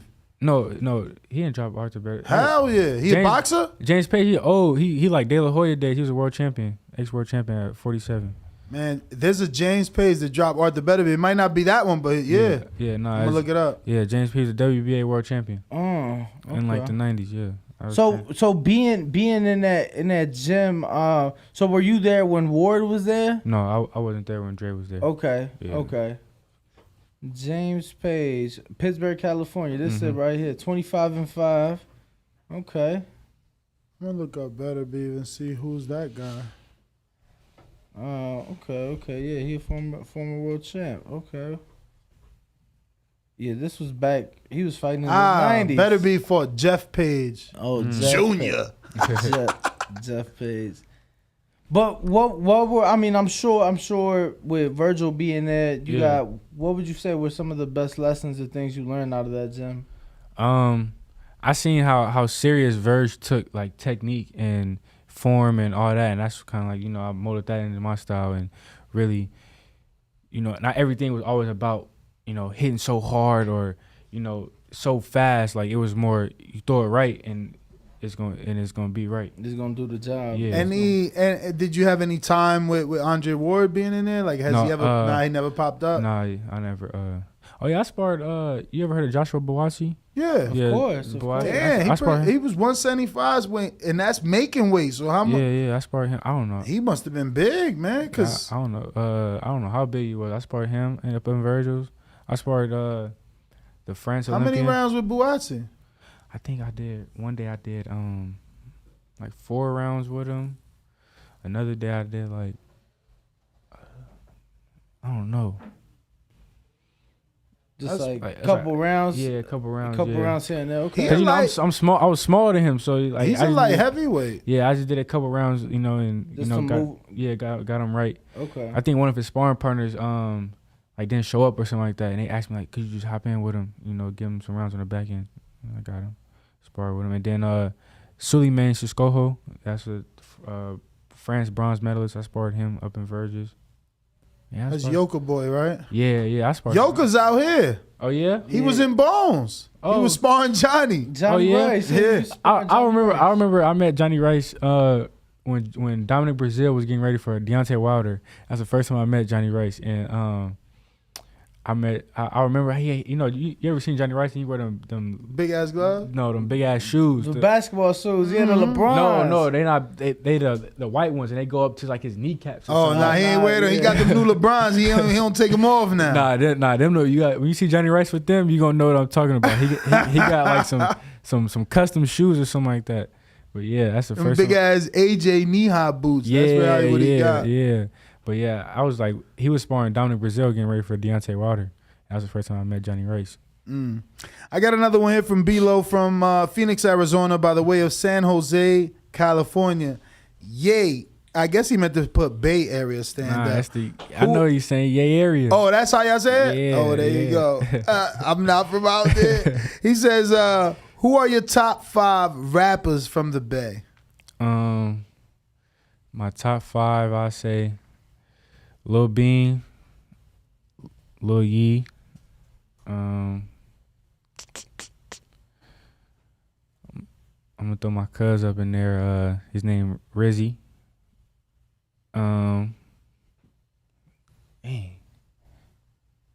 It's only a couple hot ones in the city. Nah, it's a lot. It's just hard to think on the spot. Yeah, I'm putting my boys up in there. Shout out my boy Desai.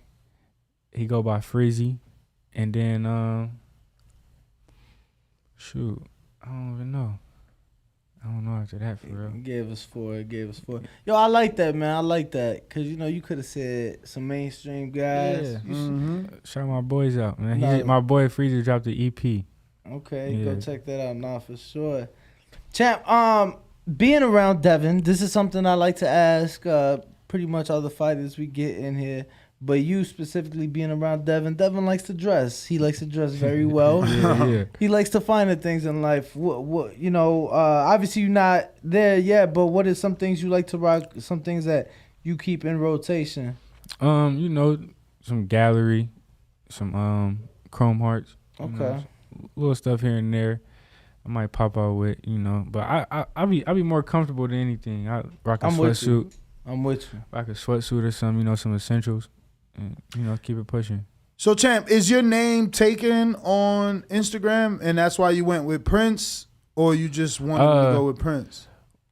I picked that like a while ago, and I don't know what made me pick that, but actually my name is taken now. I just looked it up. It is taken, just Amari by itself.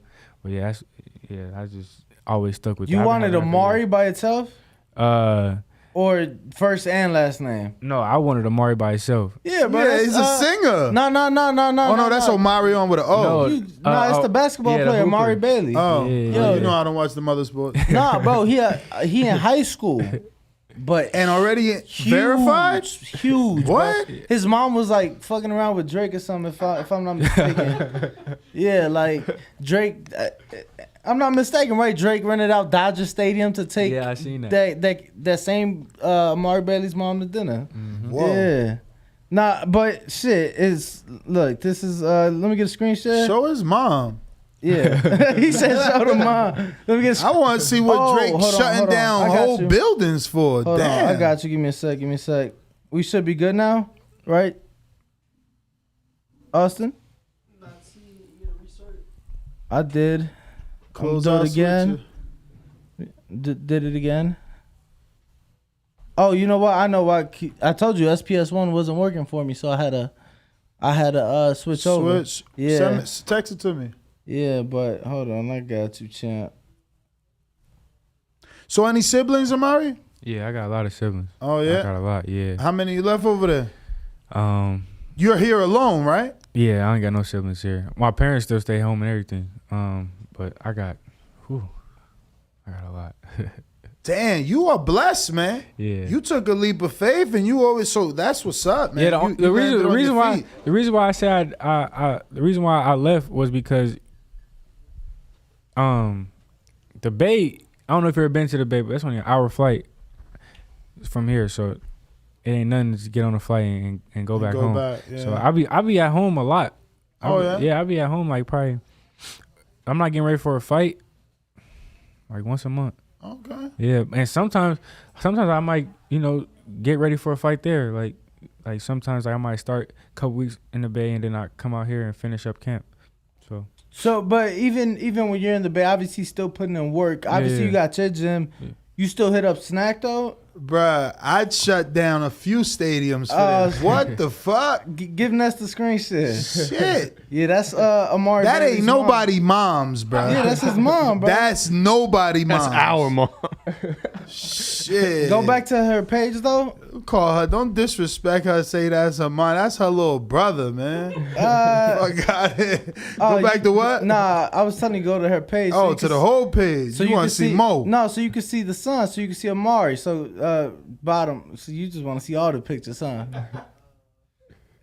Which one is it, man? Oh, the one with the boy. That this one? Yeah. Oh, all right. Yeah, that's the son. He played with LeBron's son. They play at the same high school.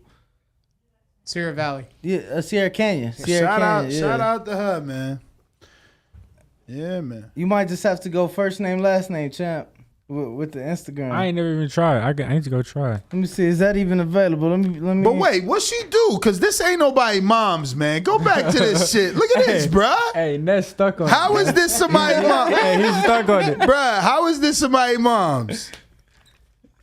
Come on, man. Y'all stunting, man. Ness, man. She's an actor vet, man. who plays. Drop the top on the vet. Nah, I'm married, but she's an actor who plays a mom. That's what that is. No, they're actually from Chicago. Okay. Wait, so is it the same logic as like Will Smith's a boxer now because he played a boxer? Yeah, he acted as a boxer. Now, see, he wanted me to bring it up. Will Smith versus The Rock. Who you got? I'm going to Rock. What? Thank you. The Rock. And what kind of fight? A street fight? A boxing fight. Boxing match. Oh, a boxing. I'll go Will. See? A street fight? Nah, no street fight. Who's street fighting, man? People getting paid to fight. Will and The Rock need to fight for real. Will just smack Chris Rock for free. But look, that was fake. That was fake. Oh, he think it's fake. Why? But he smacked him though. If you go watch the video, you could tell like the way. So if you say he smacked him, it ain't fake then. No, you just think Chris Rock knew it was coming. Yeah, it was like he was in on it. And I mean, in a movie, they smack each other and make it look real. Like whatever the pain they gotta deal with it. But that right there, that was fake. Wow. I don't know if I believe it's fake, but I know that the internet is like, oh, he would have never did it to Dwayne Johnson, The Rock. I'm like, come on, man. In a street fight, he won't do it, but he'll trip him up in the ring. If that right there was Dwayne and he walked up on Dwayne, I'm pretty sure Dwayne would have probably body slammed him or something. Like, right, for sure. And once he got him on the ground, it would have been over. Yeah, you can't let them big dudes get you in no headlocks or nothing. Yo, champ, I'm curious. I meant to ask Devin this. I've asked people on the team, but I want to hear it from you. Why the Black Air Force is in camp? I've been seeing everybody with the Black Forces Demonizers, man. You ain't know when you put the Black Air Force on, you turn into a demon. Stay away from that dude with them Black Air Forces. I'll tell you that. Yo, y'all gotta wear them to Australia. We on some demon shit. We coming to take your shit. Hey, I got a pair in the closet right now. Now, I'm not gonna lie to you, bro. I should have worn them here. Let me tell you. let me tell you, real, bro. My cousin. That gotta be some Bay Area shit, though, right? Nah, I mean, no. So like, I feel like it's across social media. Yeah. Yo, you wear black forces. You gotta watch out for them. There's a term called Black Air Force energy. Somebody like roll up on you. Yeah, like I'm finna pull up on you. I'm finna come take your shit. I'm jacking you. Like I never put on Air Forces because I was about to get into something. No, because look, let me tell you, when you wear the white Air Forces, right? You chilling. I hear you put the white Air Force on with a fly fit. Yes. And a crisp, right? Right. Don't get me wrong. The Black Air Forces, depending on how you wear them, a crisp. But just know when he got them Black Forces. All black. All black everything. Black everything, bro. You with them Black Forces on, with the that force, switch, that switch is liable to flip. You know, for real. Don't mess with that dude, especially the high top ones with the strap. Oh yeah, no. If I'm not gonna lie to you. If it's a dude with some high top Black Forces, bro, I might stay away from him, bro. Stay away from him. He might bite me. Yeah. He might, you feel me? Yeah. Like for sure. Oh man, that's hilarious. Nah, man. I'm not gonna lie to you, bro. I didn't know it was wintertime out there, right? Bro, now it's even better. The outfit's gonna be so much better. Yeah. I'm coming ski mask, the black Nike tech with the black forces, and we coming. You crazy. Amari, so you sparred Shane for this fight coming up with Gabriel Rosado? No, I sparred Shane when he fought in Mandalay with us. Yeah, I sparred him around that time. Cause he's training out of bone. So you ain't. I sparred him again after that though. I want to say I was getting ready for a fight. I don't even know how long ago that was. I want to say I was like maybe when I fought October. I was probably like around September-ish. September. Okay. Yeah, I'm interested in that fight with him and Rosado to see. It's a tough fight for both. Yeah. I really can't pick a winner. Yeah, I'm leaning Rosado. When they fight? This weekend. This weekend? Yeah, they on the Ryan Garcia undercard. Oh, okay. Yep. I didn't know you had a fight coming up. That's in San Diego? San Antonio, Texas. remember Thurman did that? San Antonio. You don't remember that? Nah, I don't remember that. It was for the Carras post fight. Oh, okay. Yo, speaking of that card though, just because Ryan is a lightweight and obviously his name comes up a lot in the lightweight division. You know, what do you think he does this weekend against Emmanuel Tagoe? We had to go on the show. He said he's gonna hit the Emmanuel Augustus, the drunken master, during the fight. Fifth round. He's like, give me a round. What round you want? Fifth round? All right, I'm gonna do it in the fifth round. He picked the fifth round. In the back of my head, I'm like, he may not see the fifth. You should have won like the second round or some shit. Oh man, I don't know too much about Emmanuel Tagoe. You know. Okay. Hopefully Ryan gets the win, so he stays at the top, and you know he can make that big money fight happen with Dev. You know, so. For sure. Yo, it's crazy because I had never heard of Emmanuel Tagoe, and he told me that the reason he knew him was because he popped up as a potential opponent in the past for Devin. When was that? How long? Tagoe? Yeah. No, he was always an opponent. I remember Bill came on the show and he said he was it was possibly going to be Tagoe. It probably could have been while they was considering Linares, and you know maybe he had a phone call with Lou, because that's always been a Lou DiBella fighter. Yeah, I'm interested. I never really heard too much about Emmanuel Tagoe. I hear he's good, but obviously that's coming from the people that handle him. You know? Yeah, of course. They supposed to. Exactly. They're supposed to say that. Yo, he's gonna have to prove it. Your man, Saturday. What's your man's name? You put me on to the cruiserweight Puerto Rican cat. You knockout artist Najee something, I think. Najee Lopez. Najee Lopez, that's my boy. Yeah, that's my people's. Yeah, he put me on to him. Yeah, he brought him up the other day. I couldn't remember. I knew it was Najee. I've been following him for a minute now. He got that deal with Pro Box. He's moving now. He's getting fights. He just fought. How many fights he had? He had like 3-4 fights? I think something around there. He just fought like 2 weeks ago, or maybe 3. Let me see. He got a brother too, right? I don't really know his brother too much, but I met him because we trained. I want to say that was my first fight. We were training down there at his gym in Atlanta. Yeah. Yeah, and so I met his brother up in the gym, but I ain't never I don't know him as much as I know Najee. Yeah, 4-0, 4 KO so far. Yeah, he caught a body in that last one, boy. That dude didn't belong in there with him. Yeah, that was 2 weeks ago. He just literally just fought. Yeah. Literally just fought. I'm sure he'll be back on the next Pro Box they got. But Amari, just really quick, give your social media to the fans. You can let follow them know me. to tune in. It'll be June 4th here in the States. You will be on the card. Yes, sir. We know the beautiful thing about Top Rank and ESPN.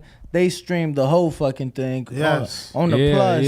Yeah, that's why I can't wait to be on the, on the. How's that ESPN. feel? Because your fight's on the Zone YouTube. As soon as you type in your name, that thing comes right up. I think my last one was before the bell. I think they did it on the Zone last time. It wasn't on YouTube, right? Oh, I don't know. I found it on YouTube. No, I think it was on the Zone. Like it was streamed on the Zone, but it was still before the bell. But it was just streamed on the Zone. But it's still good. I'm gonna have a lot more people tuned in on ESPN Plus, of course. And like I said, I just can't wait to keep showing everybody I'm one of the best prospects in the game. Absolutely. Did you have any questions left? I'm sorry. No. Okay, we got through them all. All right. For sure. Well, we are going to take a quick intermission. Yep. Take a quick picture with Amari, and then we'll be back on the show. Ugh.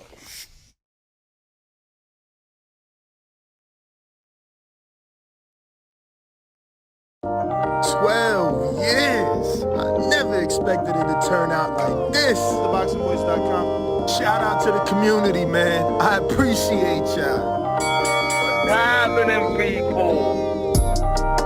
Info Joe, Los Angeles, in the building. Adrian, the problem wrong, the man from the frozen tundra. Keem, straight out of Florida. Liz Lowe, Decatur, Georgia.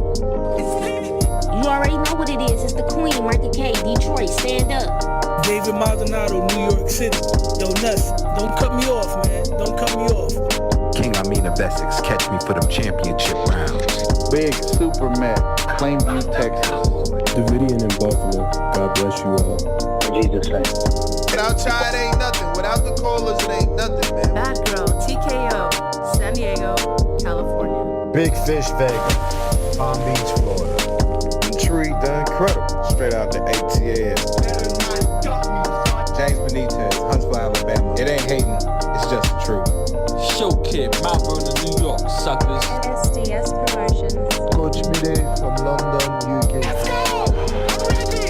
Checking in from Tennessee, it's Lethal James, Payne. It's lethal. Line 6 Reed, just spreading that boots gospel. Bo from Bama, only in America. Well, I'm a true attestation to the American dream. King Born, Crown Heights, Brooklyn. You heard? 4 chicken wings and french fries, breakfast of champions. Let's get to it. JT, New Orleans, Louisiana. Stuff like that. Yo, TVV, this Coach J-Mac.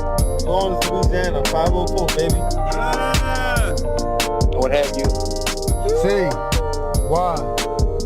E. California. Like the video, subscribe to the channel, join YouTube members and Patreon for some. This is the #1 pound for pound and 2-division champion, Marvin the Tank Furman from Dallas, Texas. Mr. LB Southern, from DC to Stunt City, Bomb Squad. Brandon Maurice, aka the AJ Trucking, straight out of Cincinnati, baby. Madbat 100, U.S. Virgin Islands. Chickarelli, Hollywood, California. Luis Reyes, Boston, Mass. Yo, drop that SDS shit, This son. message was brought to you by SDS Promotions. The voice of the people. There is no equal. You can add Nestor Gibbs on Skype to be part of the conversation. TheBoxingVoice.com. As I always say, please make sure you push the thumbs up. Share this in every episode of the Boxing Voice podcast. This is TBD for life. If you ain't on Patreon, that's because you're stupid.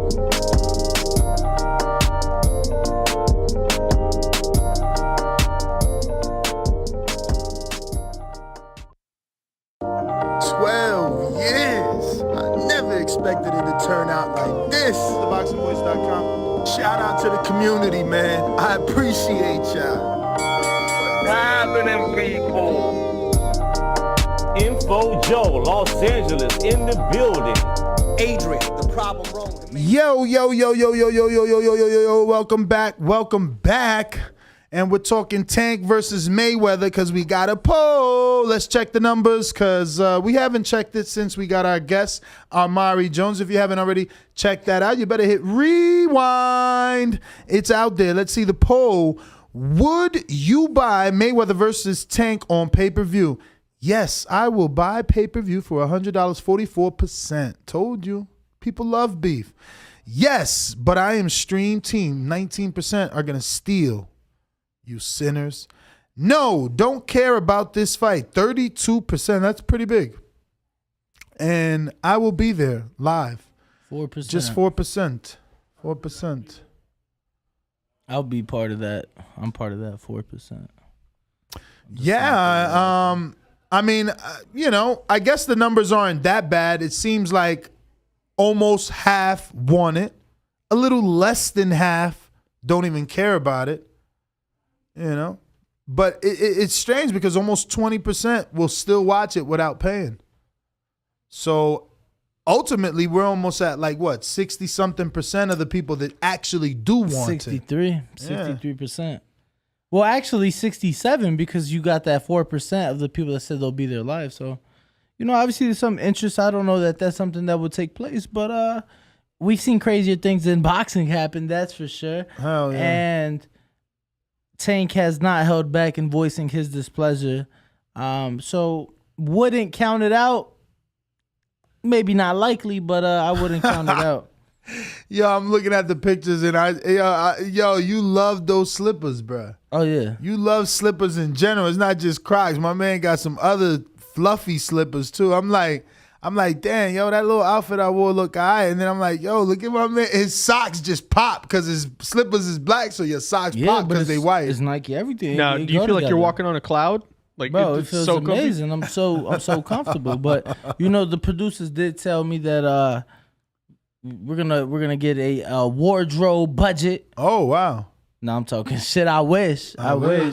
I was about to start living that Agam Barak life and shit. Gucci we down definitely not there. We are Gucci definitely down to my. I mean, they give you guys line? the budget, but Nestor would spend it all on his stuff, and then he'd be like, "I ain't got no money for me." What I'm spending on, man? I wear joggers. I'm an old man. All right, let's get back to these topics. Let's see what we got so we can wrap this thing up.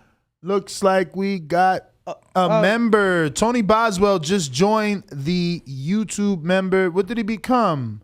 Ryan didn't write that down. No, it just said member. It didn't Lies. Look, yo, why does Ryan just try to fix everything with a little lie? Because we know, Ryan. We know that it tells you what he became. He became a contender. Ooh.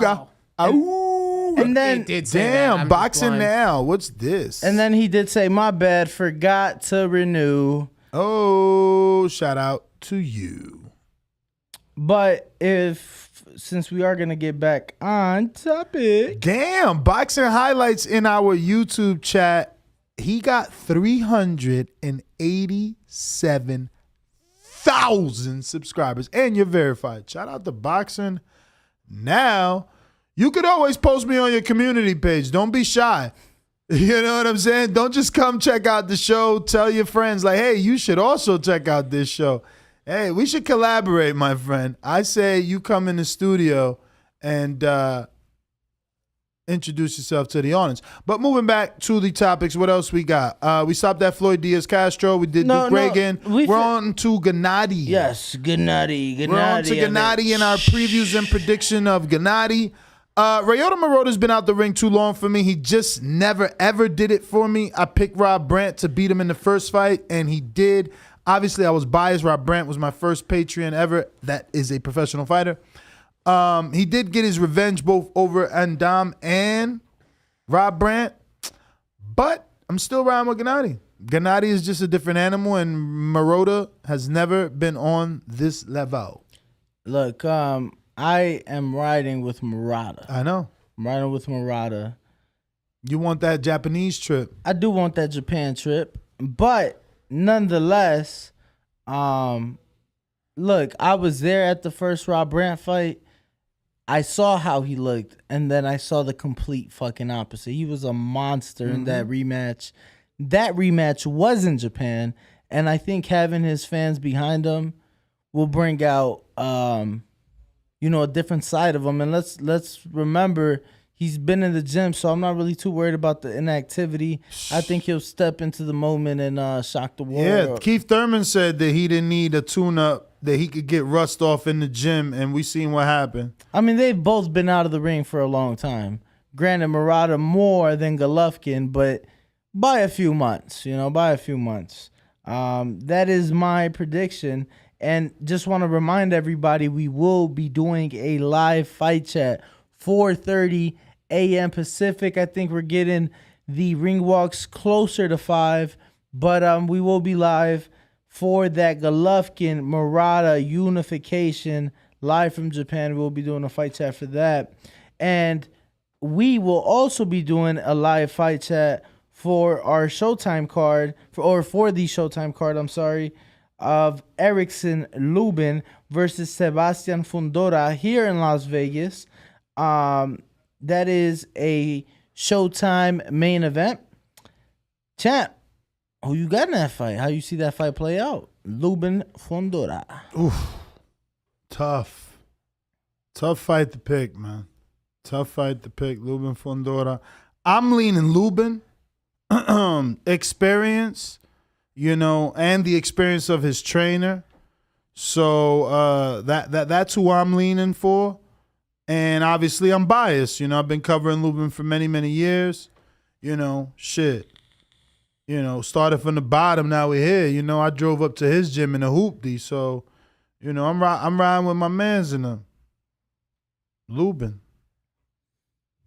If you don't know, now you know. I'm gonna second that. I'm picking Erickson Lubin. I think he'll be able to get on the inside. We've seen him use that hook to the body quite a bit, and I think that'll be his bread and butter against the very much taller Sebastian Fundora. I'm picking Lubin in that Showtime main event. Co-main event, we have Tony Harrison versus Sergio Garcia. That is also a 12-round junior middleweight fight, super welterweight fight. Tony tried to give us a fight today, champ. Tony tried to give us a fight today. At the press conference? At the press conference. Can you pull that up? Again? Okay. For those who didn't go ahead. See it? Screen share. You terrible. You are terrible. What? I said the Tony Harrison video. Oh, right here. Because they rush and lose fights and then want to run it. And then want to do one little whole shit. Little bitch ass nigga. He's so funny. Little bitch ass niggas don't know how to sit back and wait. And then little bitch want to wait and then want to lose and still want to talk about shit that. And then nigga want to lose and still talk about motherfucking fight. Shit. Oh yeah, but you a fucking lame ass nigga. You a lame ass nigga. Let's leave it to the fighters here on this stage. Hey, let's leave it to the fighters. Pelea.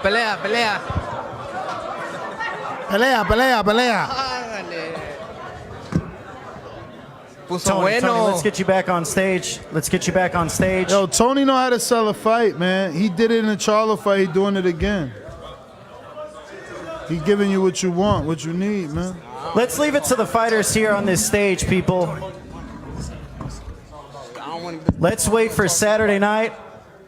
Some of these bitches don't know how to take their time because they rush and lose fights and then want to run it. Yeah, man. And then want to do other. That was quite interesting. Obviously, we've had Luis Cuba Arias here in studio, and he did not hold back. He didn't hold back at all. He voiced his displeasure as far as showing DMs, showing, hey, Tony, I want to fight. Let's make it happen. Obviously, Tony did reply after Cuba Arias lost to Vaughn Alexander in December on the Tank and Pitbull Cruz undercard, and showed up today. Showed up here in Vegas. He lives and trains here, and showed up to the press conference and threw rubber duckies on stage at Tony Harrison, and that is what caused Tony to jump into the crowd and take a swing on Luis Cuba Arias. So before we make our pick on the fight really quick, Ness, given that we are making our predictions and breakdowns of the fight, what'd you make of the swing and of the back and forth? I love Tony, man. The rubber duckies, everything. I love Tony. He knows how to sell a fight. Shout out to Tony. We posted this, and he's got verified accounts in our Instagram. You got Jamel Herring saying, "Yo, Tony, about that life." 3 laughing out loud emojis. You got the HH Diva, aka Franchon Cruz, who said popped off. He went from talking on the mic to throwing hands, Right. and she used emoji to represent that. Shout out to our very own Ohio Runs Boxing, who's also saying he loves Harrison, and we got Coach Fernandez also laughing. So it's like, he did what he had to do. Unfortunately, it's not Luis Cuba Arias that he's fighting. He has to get through Sergio Garcia, which is a tough task.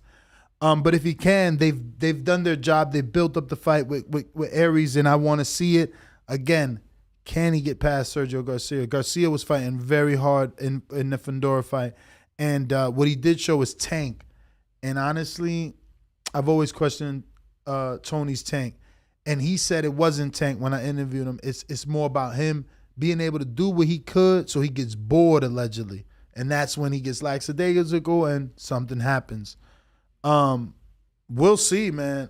I am going to ride with Tony, understanding that it's because I'm biased. I've been rocking with him for a minute. Man, I was at the Willie Nelson press conference in Florida. I was at the fight in Connecticut. Like, bruh, hopefully he could get this win. You know what I'm saying? It would look good for Charlo for him to get this win. Absolutely. You know, because if not, it's going to look good for Sebastian Fundora if Sergio Garcia gets this win. So Garcia, again, he showed me something. And, you know, honestly, I should be picking Garcia, but I'm riding with this is for my dogs. You know what I'm saying? Nah, for sure. I hear you, man. Look, I also am picking Tony Harrison.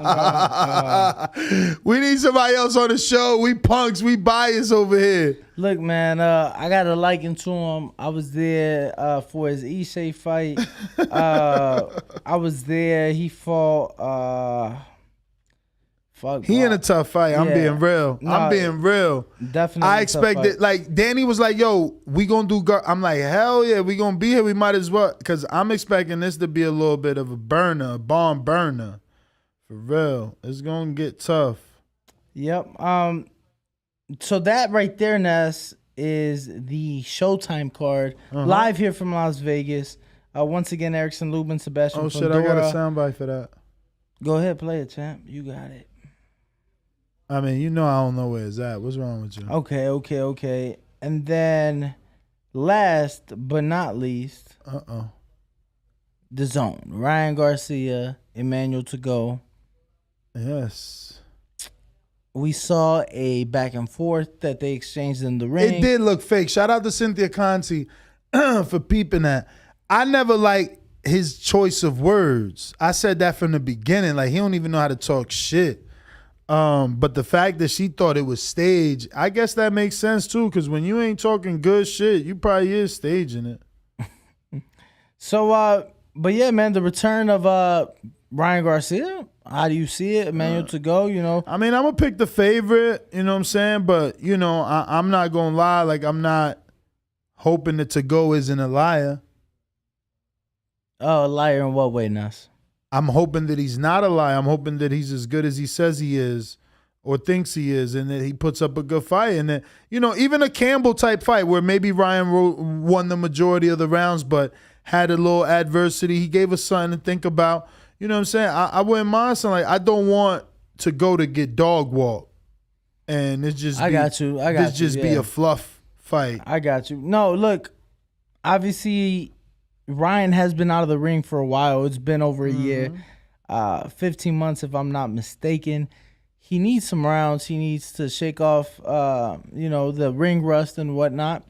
And I think Emmanuel to go could bring that out of Ryan, but I just don't think he'll bring it for long. I think, he may give him a few rough rounds in the beginning, and then Ryan will start to pick him apart, maybe drop him in the middle rounds while to go is doing the drunken master impression that he promised us.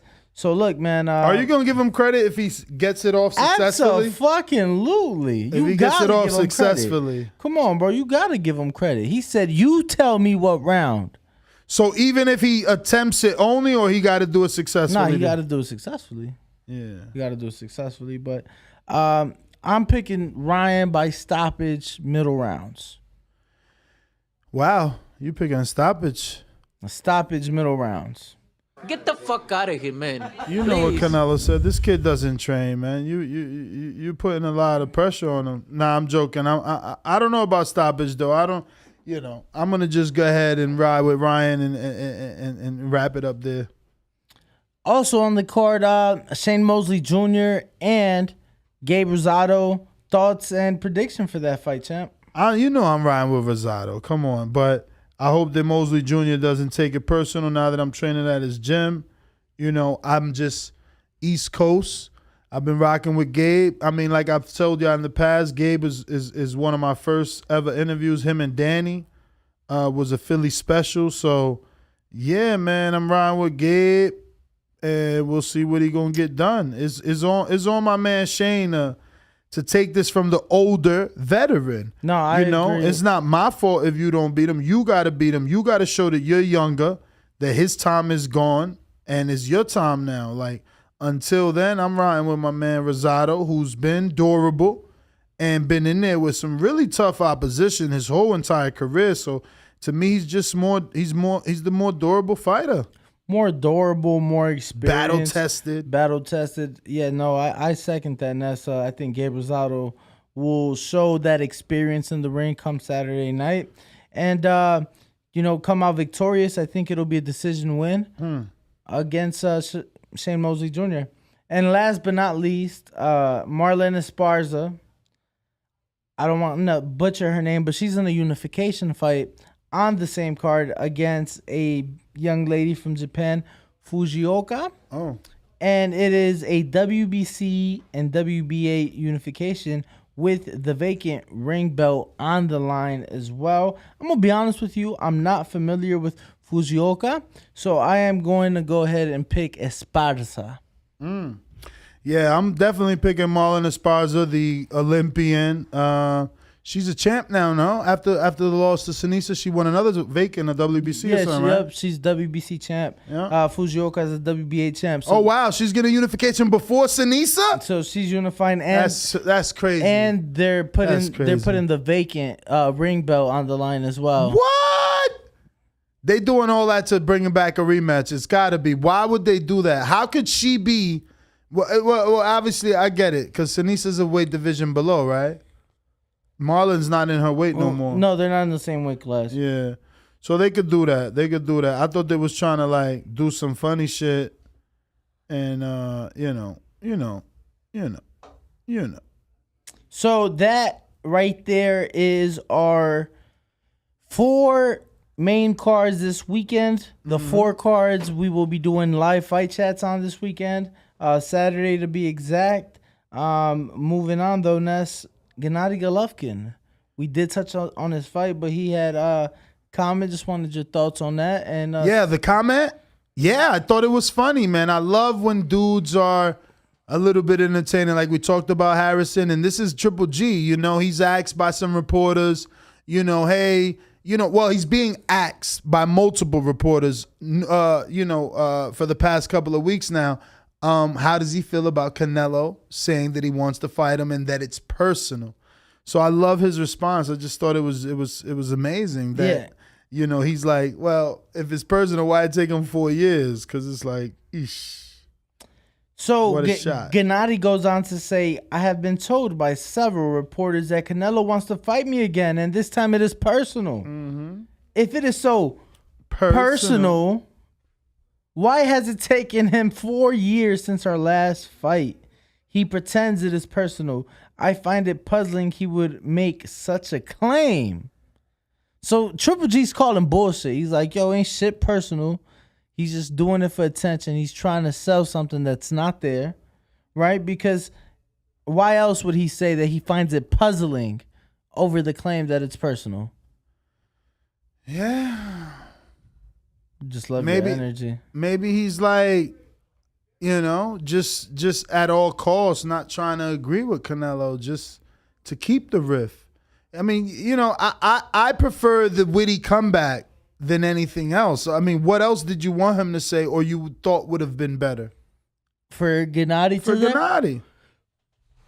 I think he did a perfect job with the response. No, I'm not. The response doesn't bother me. I'm just stating, he's calling bullshit. He's like, it ain't personal. If it was, you wouldn't have waited so long to fight me, right? Mm-hmm. For a third time.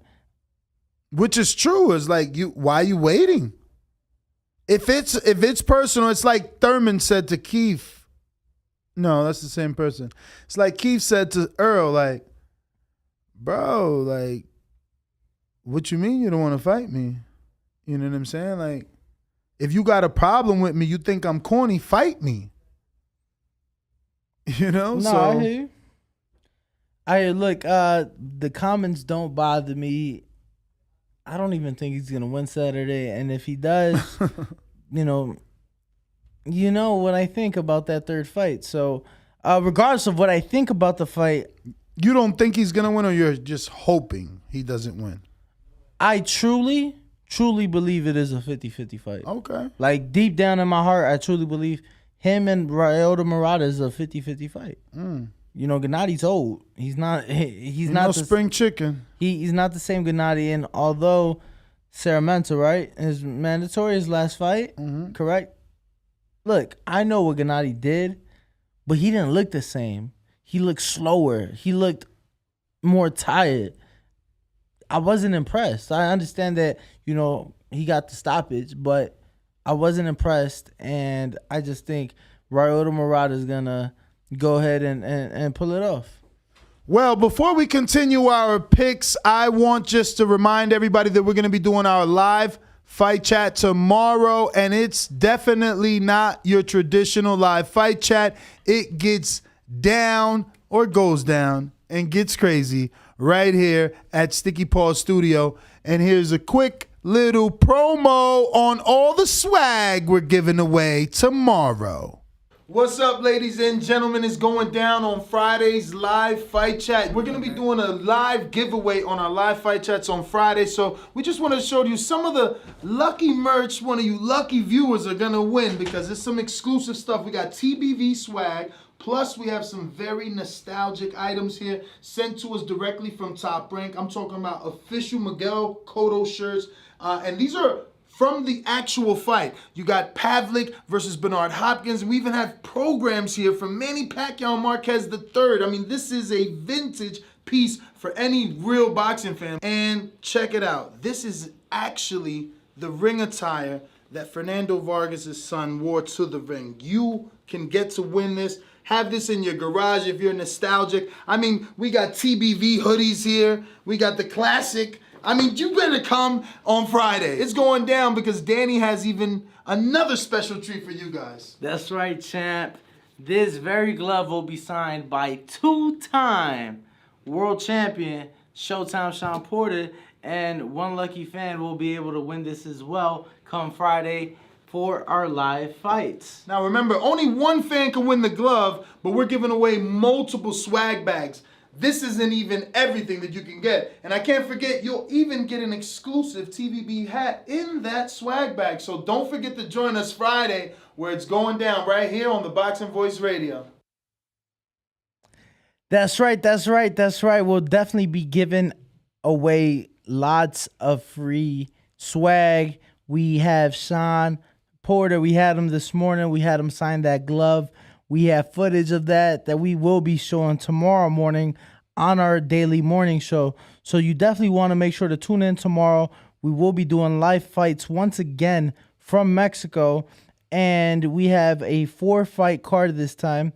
We'll be calling the fights. We'll be doing the show a little bit different. And on top of that, we will be doing a post-fight overtime show on Patreon. So we'll be doing a live stream on Patreon, post-fight the fights tomorrow. And then not too long after that, it'll be the Gennady Golovkin, Ryota Murata live fight chat. So make sure to tune in tomorrow to win some very cool prizes. Once again, retro shirts, TBV hats, some old official fight magazines, along with that signed autographed glove by two-time world champ Showtime Sean Porter.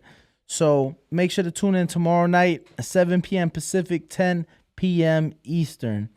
But we have a super chat from Sweet Hands Fernandez that says, TBV, what up, Ness? It's been a while. I see the growth. Nice office, champ. Congratulations. And Danny, you're the man. Great co-host. Keep doing what you're doing. Appreciate you, man. Thank you for your words, and thanks for the support. We always appreciate it. We do like to remind people that your super chats do go to bringing in guests. We're currently in the middle of booking some as we speak. A lot of fights going on. A lot of fighters have broadcasting responsibilities and have to show up for certain fights. So some scheduling conflicts, but we are working around, and just reminding you, the people, that your super chats go exactly to fly out your favorite fighter and have them here in studio live on the show.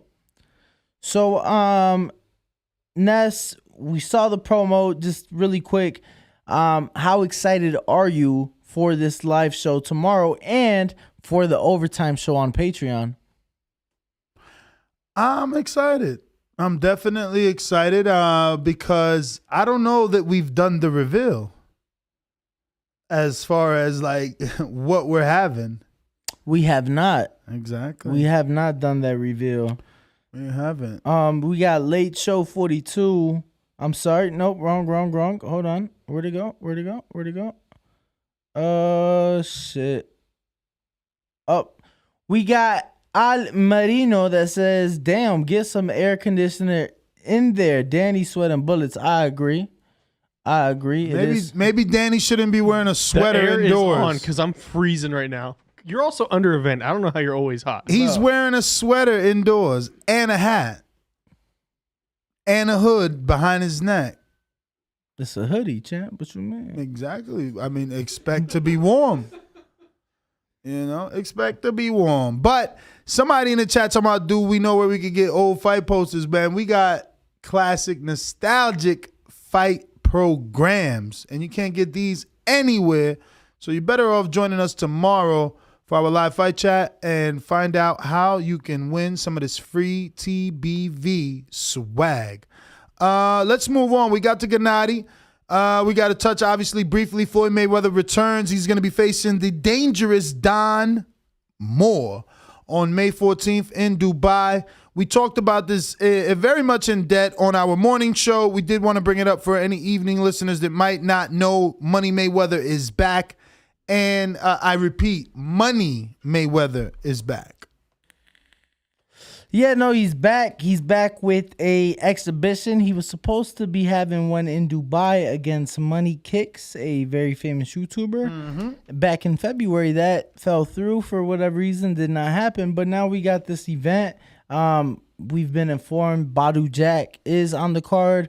We've been informed Anderson Silva is on the card. So obviously they're not holding back on putting, some big names on the card. And whoever's behind this and obviously is trying to, make a splash, trying to make some noise with it because it's on a fucking helicopter pad in the goddamn sky. Yeah. So obviously there's no holding back with this event. No, the title of it is called Showcase in the Skies of Dubai. Yeah, no, literally in the skies of Dubai. Yeah. We put it up earlier, the helipad at the beautiful, very beautiful Burj Al Arab. And I mean, it's going to be an event, a one of a kind, a fucking helicopter pad where the fighters, everybody involved is literally going to have to walk up some stairs just to reach this hanging helicopter pad from the Burj Al Arab.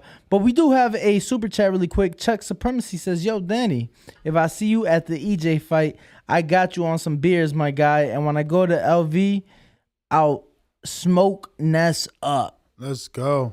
Love, champ, love. Unfortunately, believe it or not, despite the belly, I don't drink beer.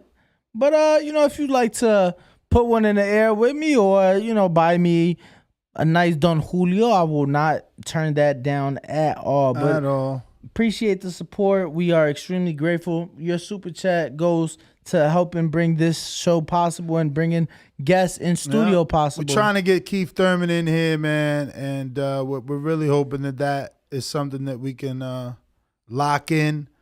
We're going to get to these news and notes. Canelo turned down the catchweight rehydration clause and options for Bivol.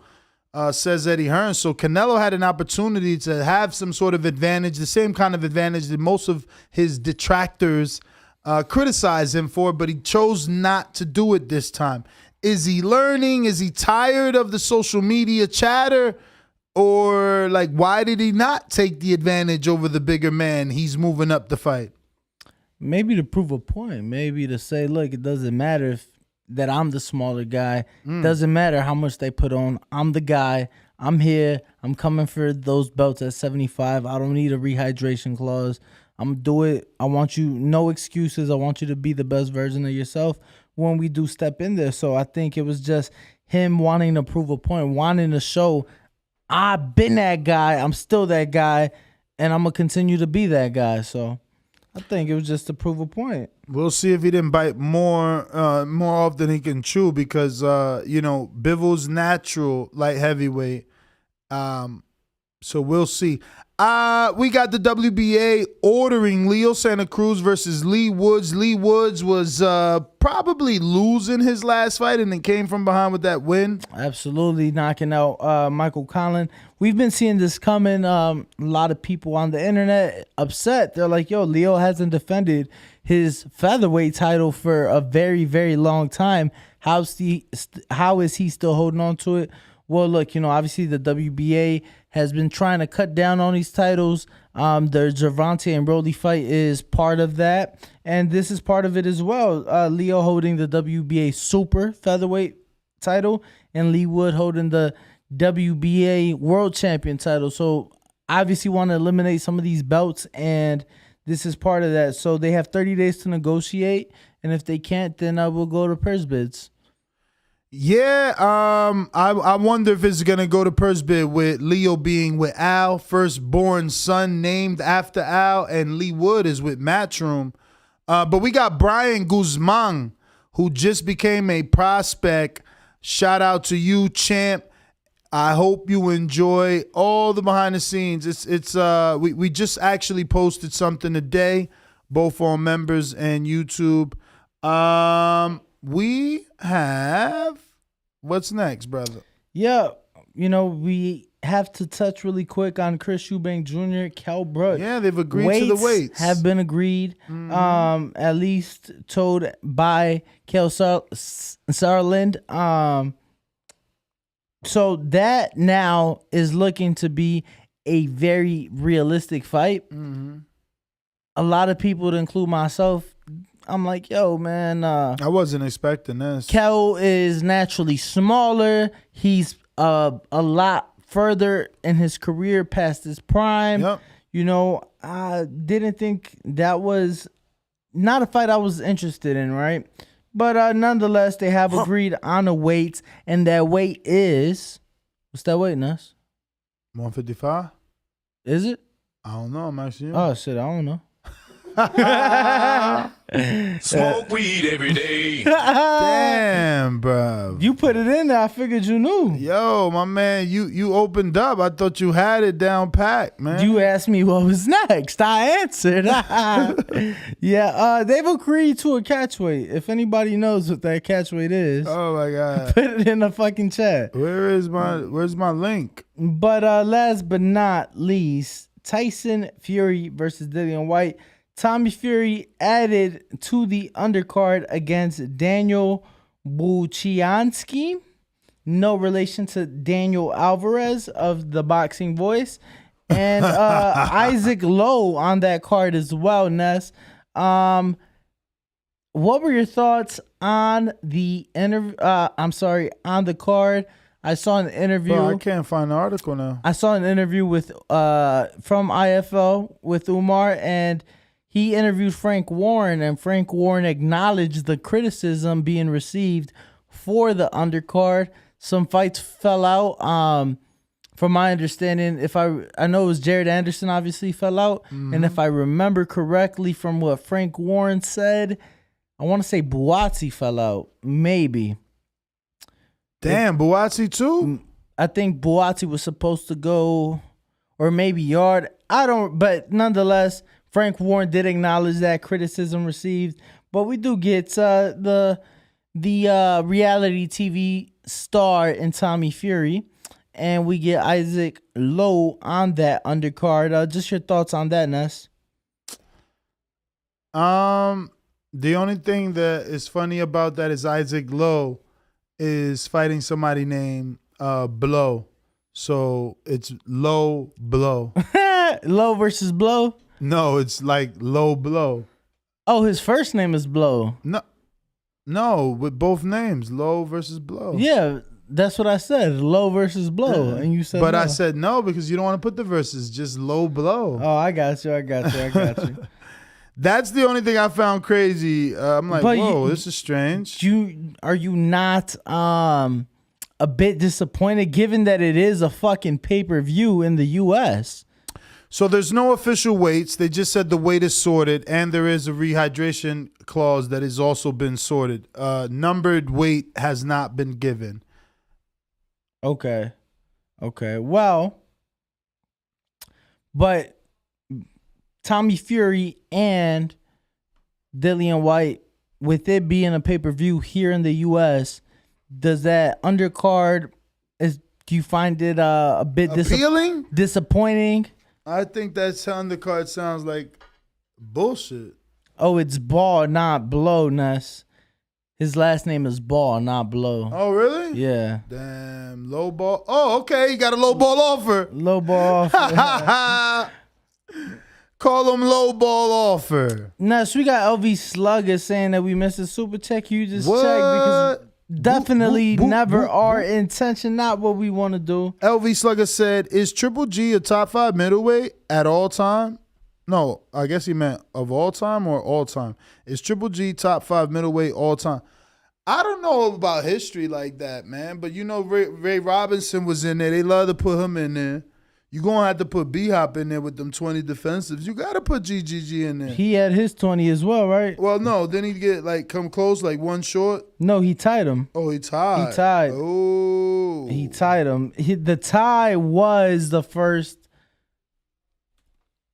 No, I want to say he didn't tie. Fuck, I can't remember now. He either tied him. Yeah, he did tie him because technically he did defend his title against Canelo in the first one. It's not like he lost him. So that was technically a successful defense. What? How's a draw successful? I mean, he didn't lose his title. I mean, you ain't gain nothing. You ain't gain nothing, but you ain't lose nothing. And it can't be a success if you ain't getting no gain. I don't know, man. Definitely got to put B-Hop in there, right? Hell yeah. You might have to put Roy in there too, no? At middleweight? I mean, ain't that where he shined at? I don't know, man. I think Ray Robinson. 54? What? Oh, he had a better career at 54? I think so. But yeah, definitely Ray Robinson, Marvin Hagler. Yeah, I forgot about Hagler. Who else? I don't know. Is that B-Hop, Marvin Hagler, Ray Robinson, Triple G. Fuck. Damn, bro, I can't think of a fifth one. Who's the fifth? Who would be the fifth? Who would be the fifth? Who would be the fifth? I'll tell you what's next. Super Chad.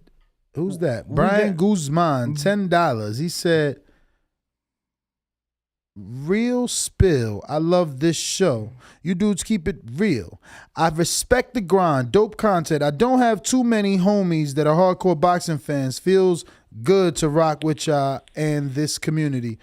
Check emoji, TBV, glove emoji, and the announcement emoji into the megaphone. Shout out to you, champ. Shout out to you for sure.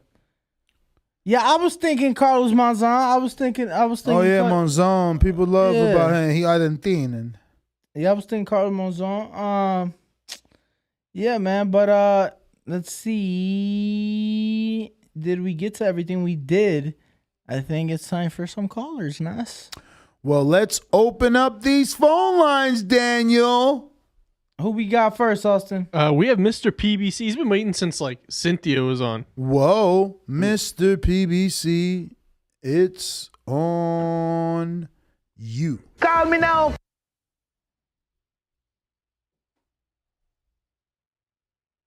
Premier Boxing Champions presents Mr. PBC, baby. Anybody think they see some flaws in my game? Call out. Hey, Buzz, stop crying, nigga. Join the team.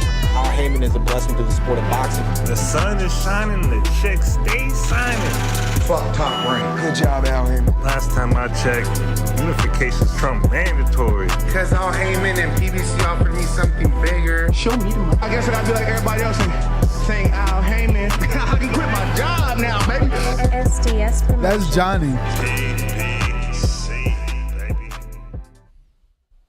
Yo, what it do? Can you hear me? What it do? Man, I can't wait for these fights this weekend.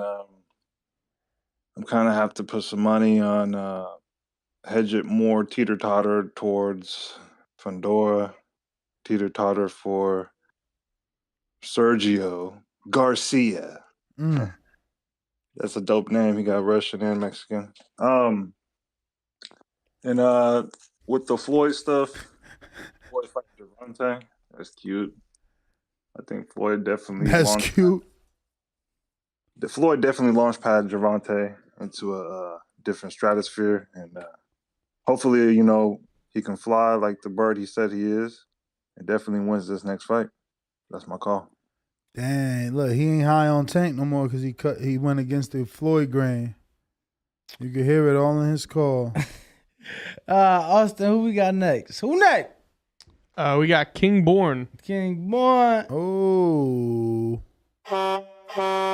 Brooklyn Jew is coming through your town. Let's get to it. When you see old dirty bastards in a position like that, then you know they don't get ready to bust your. I love my TVV, comrades. TheBoxingVoice.com. Listen, man. What? Goddamn spider crabs, goddamn South Shane. That's all I need, and I'm good. SDS Promotions.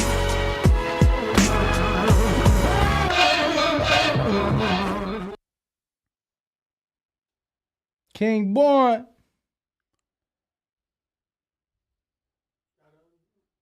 King Born, you gotta unmute.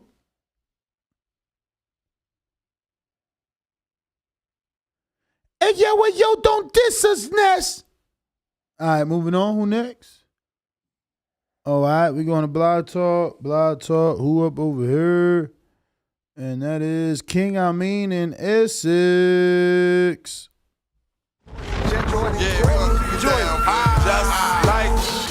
The king is what I mean. The king is what I mean. Oh, my bad. What up? What's good, TBV, yo. Ryan Garcia was looking like Jackson and Wesley Snipes. I don't know if y'all old enough to remember the I'm Bad video. Michael Jackson was like, oh yeah, well you're nothing, man. Comeback was mad corny, you know what I'm saying? Like Ryan Garcia, and he looked frail like Michael Jackson. So, but it should be a good fight, man. I'm excited about it because I'm just excited to see the Joker back in the ring. And if he make us all look crazy, you know what I'm saying, Joe Goosen got him like a well-oiled machine, then, it's something to talk about. Again, 135. Murata, see, Danny, I like Danny. Danny's very consistent because he, like me, does not want to see Triple G and Canelo in a third fight. I just don't know if I'm out on a ledge with him picking Murata. You know what I'm saying? Like, I'd rather drive, you know what I'm saying, an old Honda. You know what I'm saying? There's certain new cars, man, and I'm not getting off the Triple G, and not to say the bandwagon, but I'm not disposing of them. The fights that he's been in as of late, does he look the same? I don't think going through those bouts with Canelo, I don't think you ever could or would. But I think against this type of opponent, which is tailor made, I think Danny mentioned at one point, maybe some time ago, which I agree, they're kind of the same type of fighter. In terms of that recklessness, I think obviously Triple G has more skill and more pedigree, but in terms of, being open and vulnerable, Triple G is going to exploit that, but Murata's going to have a fearlessness that's going to give him a chance. And against a Triple G that's a little bit slower and a fearless Murata at home, that could do something different, either optics-wise or actually. So I could see, I just ain't on that ledge, man. Gabe Rosado fighting this weekend? Yeah, he fights Shane Mosley Jr. Wow, I know that's going for Rosado and shit. They, you know what I mean? That's the homie. They that. I ain't gonna say it on the air. You know what I'm saying? They got the beads. They got the black and gold beads together. That's all I'm gonna say.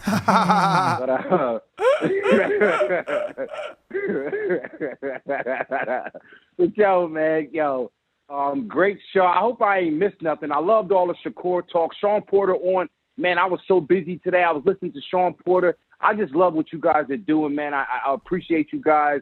Danny holding it down, man. Danny's number one. Yeah, man, let me get out the way, man. I love the show, man. I'm out, man. Catch me, King Amin, on Instagram Appreciate and Twitter and everywhere else that's boxing. I love you guys, man. Appreciate it. We got Sosai Smith with a super chat that he's wrong about because we totally said his statement to Porter, not his question. You have no question. You said, Porter, you faced Spence, who was partying and drinking. He dialed in. Excuse me, he's dialed in now. Old Earl 2017. We told him that. He responded that. Press rewind. Oh, we got Sosa Smith with another super chat. Oh, another one. Saying Murata beats Derevyanchenko, so I think he'll watch Triple G. Well. We shall see. We shall see. But we got Hope. In Maryland? In Maryland. Let's get on out to him. What time is it? What time is it? What time? Hope in Maryland. Tommy, I can knock you out, man. Holy shit. Holy TheBoxingVoice.com. Great show. Yes. Dan and Brandon. I'm out. SDS Promotions. Hulk. Unmute. All right. Can you hear me? Yes, sir. All right. What's up, Danny? What up, champ? Ain't too much. Yo, Ness, what's up? What up? Got a busy weekend this weekend, fellas. Got a busy weekend. Yes, sir. Hey, look, we're going to have so many knockouts this weekend. I got definitely Mosley Jr. getting knocked out. He getting stopped. I don't know if he getting knocked out, but he gonna get stopped. Gabe Lozano was just for some reason he can't get past that he just can't, but he better than everybody else. Everybody under there ain't messing with Gabe. What's his name? Lubin. I like Lubin, but I think Fundora gonna knock him out. Lubin gonna be trying to. But if Lubin catch him, Lubin got the punching power to put him to sleep. I just don't think he's gonna do it. I got Fundora. And Harris didn't show me nothing but age in his last fight. I know he had a lot going on, but I can't put no money on him. I'm gonna go with the. These bitches don't know how to take their time because they rush and lose fights and then want to run it and then want to do. Sorry about that, Hulk. Go ahead. You know how Nez be. Yeah, that's cool. I watched that. That was on the money. What I was about to say. Dang, it's one of y'all. What's another one, y'all? Oh yeah, definitely going with Toyota to be the Triple G. I mean Murata. You got Murata beating Triple G? Yeah, All right. definitely. All I definitely got that. All right, and I think say that ain't nothing else. Ryan Garcia and Emmanuel to go. That's right. Garcia about knockout. I got Garcia knocking him out. All right. Yeah, I don't think we'll see the third round. It's gonna be that check left hook.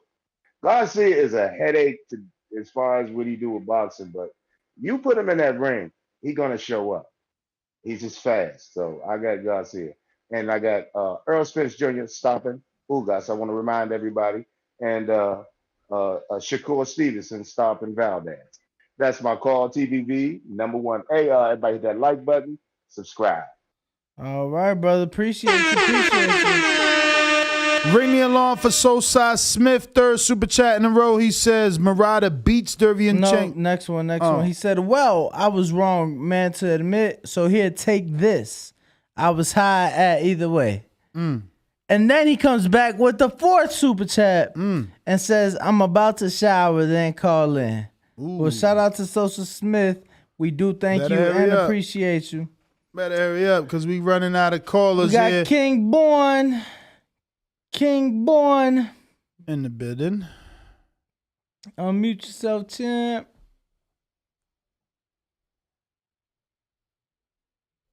All right. King Born, you gotta mute yourself. Well, in the meantime, we'll go to who we going to? Who else we Abraham in El Paso. Abraham. Yo, what's up, bro? Can you hear me? Yep. What's up, Ness? Yo, did you guys check out that the Rolly presser? Yep. Yes, sir. Y'all need to get Bullet in the show, bro. I'm working on it. I'm working on it. I think you stole that show, bro. Yeah, no, I'm working on it. You think Rolly stole the show?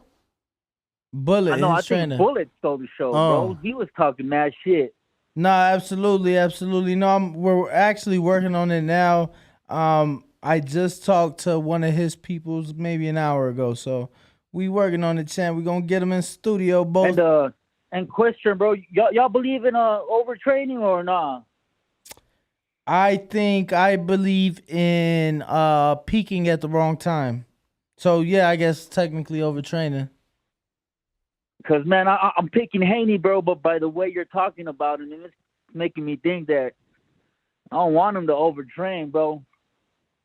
I mean, maybe the same could be said about Kambosos, who's been posting since like the end of December, him going nuts in the gym every single day, you know?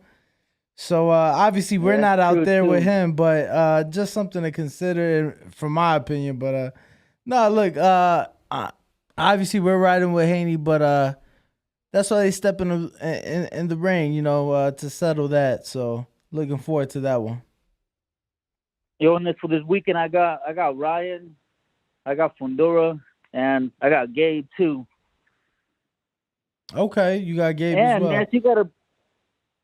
Ness, you gotta bring Border Wars to El Paso, bro. Yeah, I got a homie man. over here that said he boxed in one of the Border Wars, and he fought with who, Austin or Terrell? No, he was.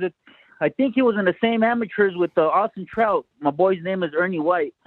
Okay. Shout out. Let me know, and then we can set something up because he knows a lot of stuff about boxing, and he has a couple plugs too, bro. Okay. Nah, for sure. Hit me up. Hit me up on Instagram or something. Bet. Yeah, and then you got Juarez right next door too. You could probably bring some boxers from Mexico because it's like no less than a 5-minute drive across the border. Oh, wow. Okay. All right, champ. Well, we do have to let you go. We do got some more callers waiting. Thank you for calling in, though. Have a good night. You too, champ. You too. Thanks for calling in.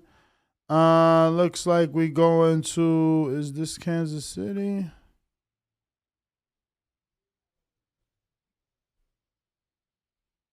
Who we got, Ness? Oh, Milwaukee. Damn, I thought that was Kansas City. This is actually Adrian in the building. I'm good. I beat Polly. I left with his belt and his girl. It's a dollar beat.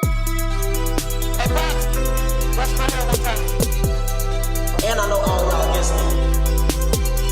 All that soft talking. I know you can do it, man. You got the, let's shut that soft ass shit up. BoxingVoice.com.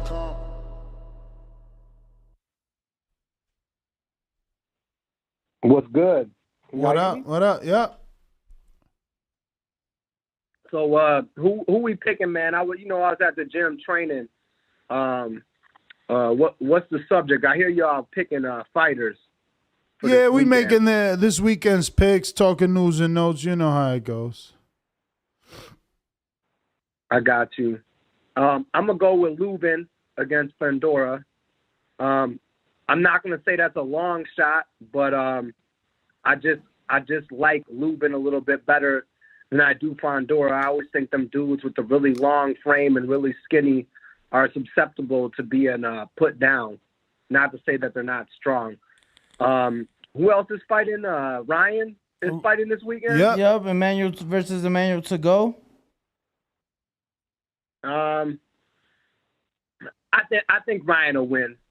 As long as he's all mentally there, I think he'll win. He's got the skills to pay the bills, at least against an Emmanuel to go. And then who else? We got obviously Golovkin, Murata. We got Lubin, Fundora, and we got all right, Mikaela Mayer and Jennifer Hahn. I'll go with Mikaela, and then I'm definitely going to go with Triple G, man. I feel like a lot of people disrespect him. I think that dude is actually underrated. I know that Ness thinks he's a HBO hype machine, but I want people to realize, like, Canelo been breaking people's faces, knocking people out. He couldn't do that to Triple G.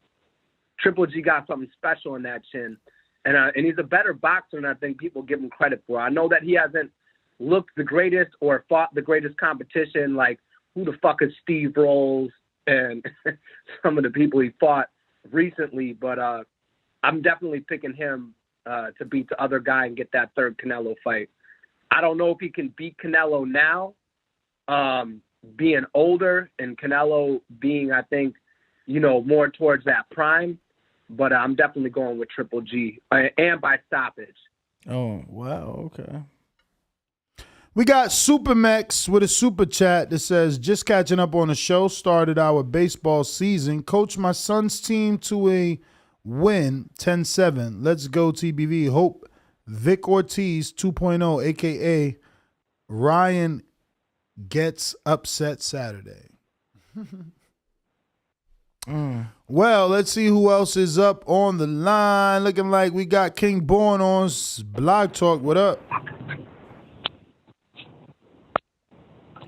Yo, you hear me? Yeah. Yo, y'all hear me, right? Yeah. Listen, man. I told y'all before, I'm on my animal planet shit. Micromeria cantheria. That's the spider crab, right?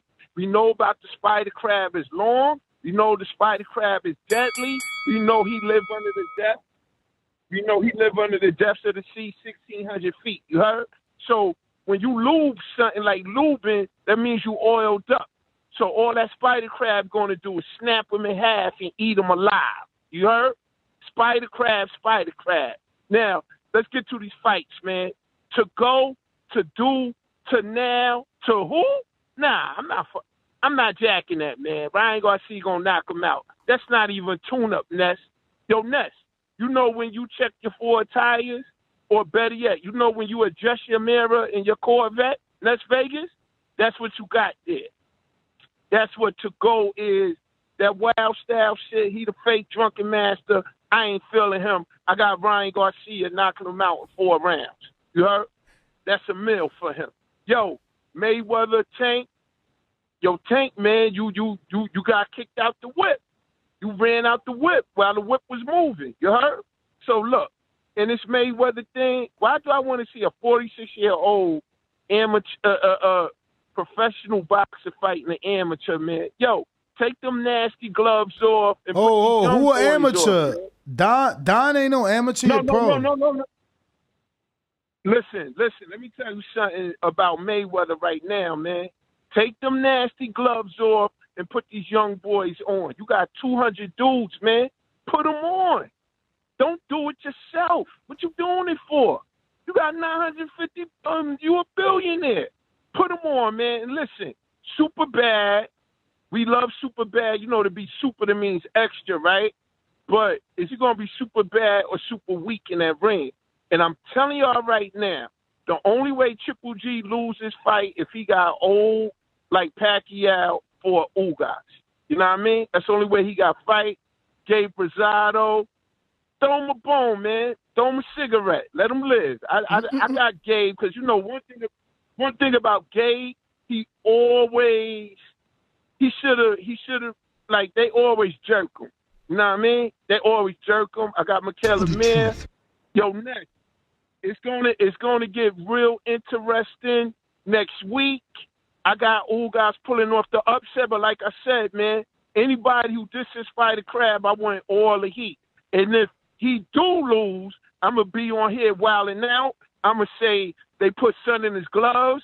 I'm gonna say they jerked him, they robbed him. But I got Spider Crab destroying Lubin, man. I got bets with Victor Vega, Big Fish Vega. I got my man Jay Benitez and all that. Peace the King got me. Yo, Ness Vegas, man. It's on next week. It's all guys. You can't diss us. We on you, Ness. And we on you, Ringwalk, Danny. Peace. Peace. Yeah, man, they're going to have to be on me because I am definitely riding with Earl next week. So we have Mayimbe.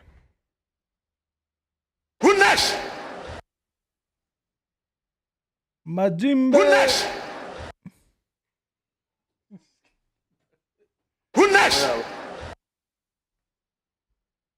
You hear me? Yo. Okay. Yo. You hear me? Bruh, get out the bed, man. We hear you. Ah, my bad. Late over here, man. Yeah, so I'm just gonna go through my picks real quick. I'm going Lubin because Sebastian Fundora was looking like he's gonna play in the Masters this week. Then I also got Ryan Gennady. I'm taking Sergio Garcia over Tony Harrison. And give me Gabe. What other fights? Am I missing any fights? Mikaela Mayer? Yeah, Mikaela Mayer and Jennifer Hahn. That's Mikaela. That's easy. Yeah, and then pretty much I just wanted the poll on Mayweather Tank. I think Tank knocks out Mayweather, or at least it becomes kind of like Bad Chad Dawson, Bernard Hopkins won, where Bernard faked going out of the ring and hurting his shoulder, something like that. Old man type tactic to get out of the fight. But yeah, I want to, again, it's drama, right? And big drama show. So I want Tank Mayweather at the MGM. $100. So I'll pay $125. I'm not even gonna lie. I want that fight. But yeah, man. Oh, and I'm happy to see that people are already talking about Andy Cruz, and he's not even a true professional yet. But yeah, that's my call. All right, my Jimbe. Thanks for calling in. We got a super chat from Andre Dakota who says, TBV, hope all is well. Gabe Rosado for the KO. Well, shout out to you. Hopefully you right. Let's see here. Who next? Jay Benitez. Jay Benitez. What up? Yep, we Listos hear pe you. los chingazos. Listos pe los chingazos. And it's not going the distance. Either he'll wave the white flag or I'll wave it for him. TheBoxingVoice.com. A lot of you live believable lives. It's easy to sit in those seats. It ain't easy to stand up here. Remember that. Matter of fact, when I smacked his brother in this gym right here, he didn't do anything. All he did was stand there like a big fat pussy. In your mind, how does that fight go? With me getting my hand raised. SDS Promotions.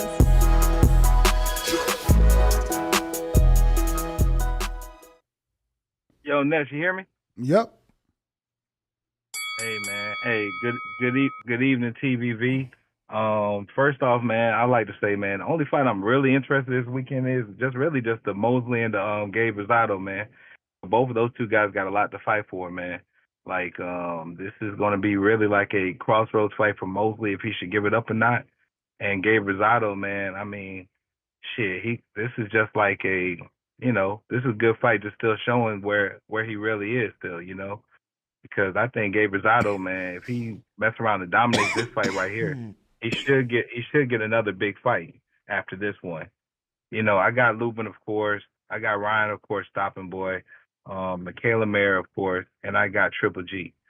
Other than that, Ness, man, I've been away from the show, man, but I love the things that you guys are doing, man. Just keep it up. And I ain't gonna say nothing wild tonight, man. I'm just gonna keep it at that, man. Anyways, you go ahead and carry on with the show, man. I'm out. Well, shout out to you, man.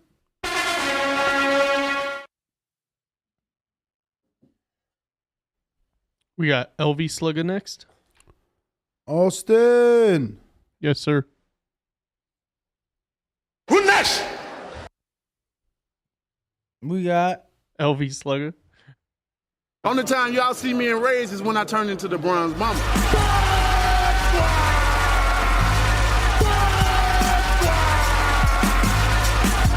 I want a body, and he gonna be the body. The ambulance better be ready. The medical better be ready. The referee better be ready. They better have that towel to be able to throw it in. SDS Promotions. Was he right? LV Slugger. TBV fellas. What up? What up? What up? Yes, man. Definitely a jam-packed weekend of boxing, man. I'm looking forward to it, man. Real nice weekend of boxing, but not just the weekend, man. The whole month about to be just great boxing, man. And this definitely gonna be one of the better parts of the year in boxing. So I'm just looking forward to all of it, man. But to this weekend, ladies first, Mikaela Mayer. I do expect her to come out on top. As she, looking to get that unification with Alicia Baumgartner.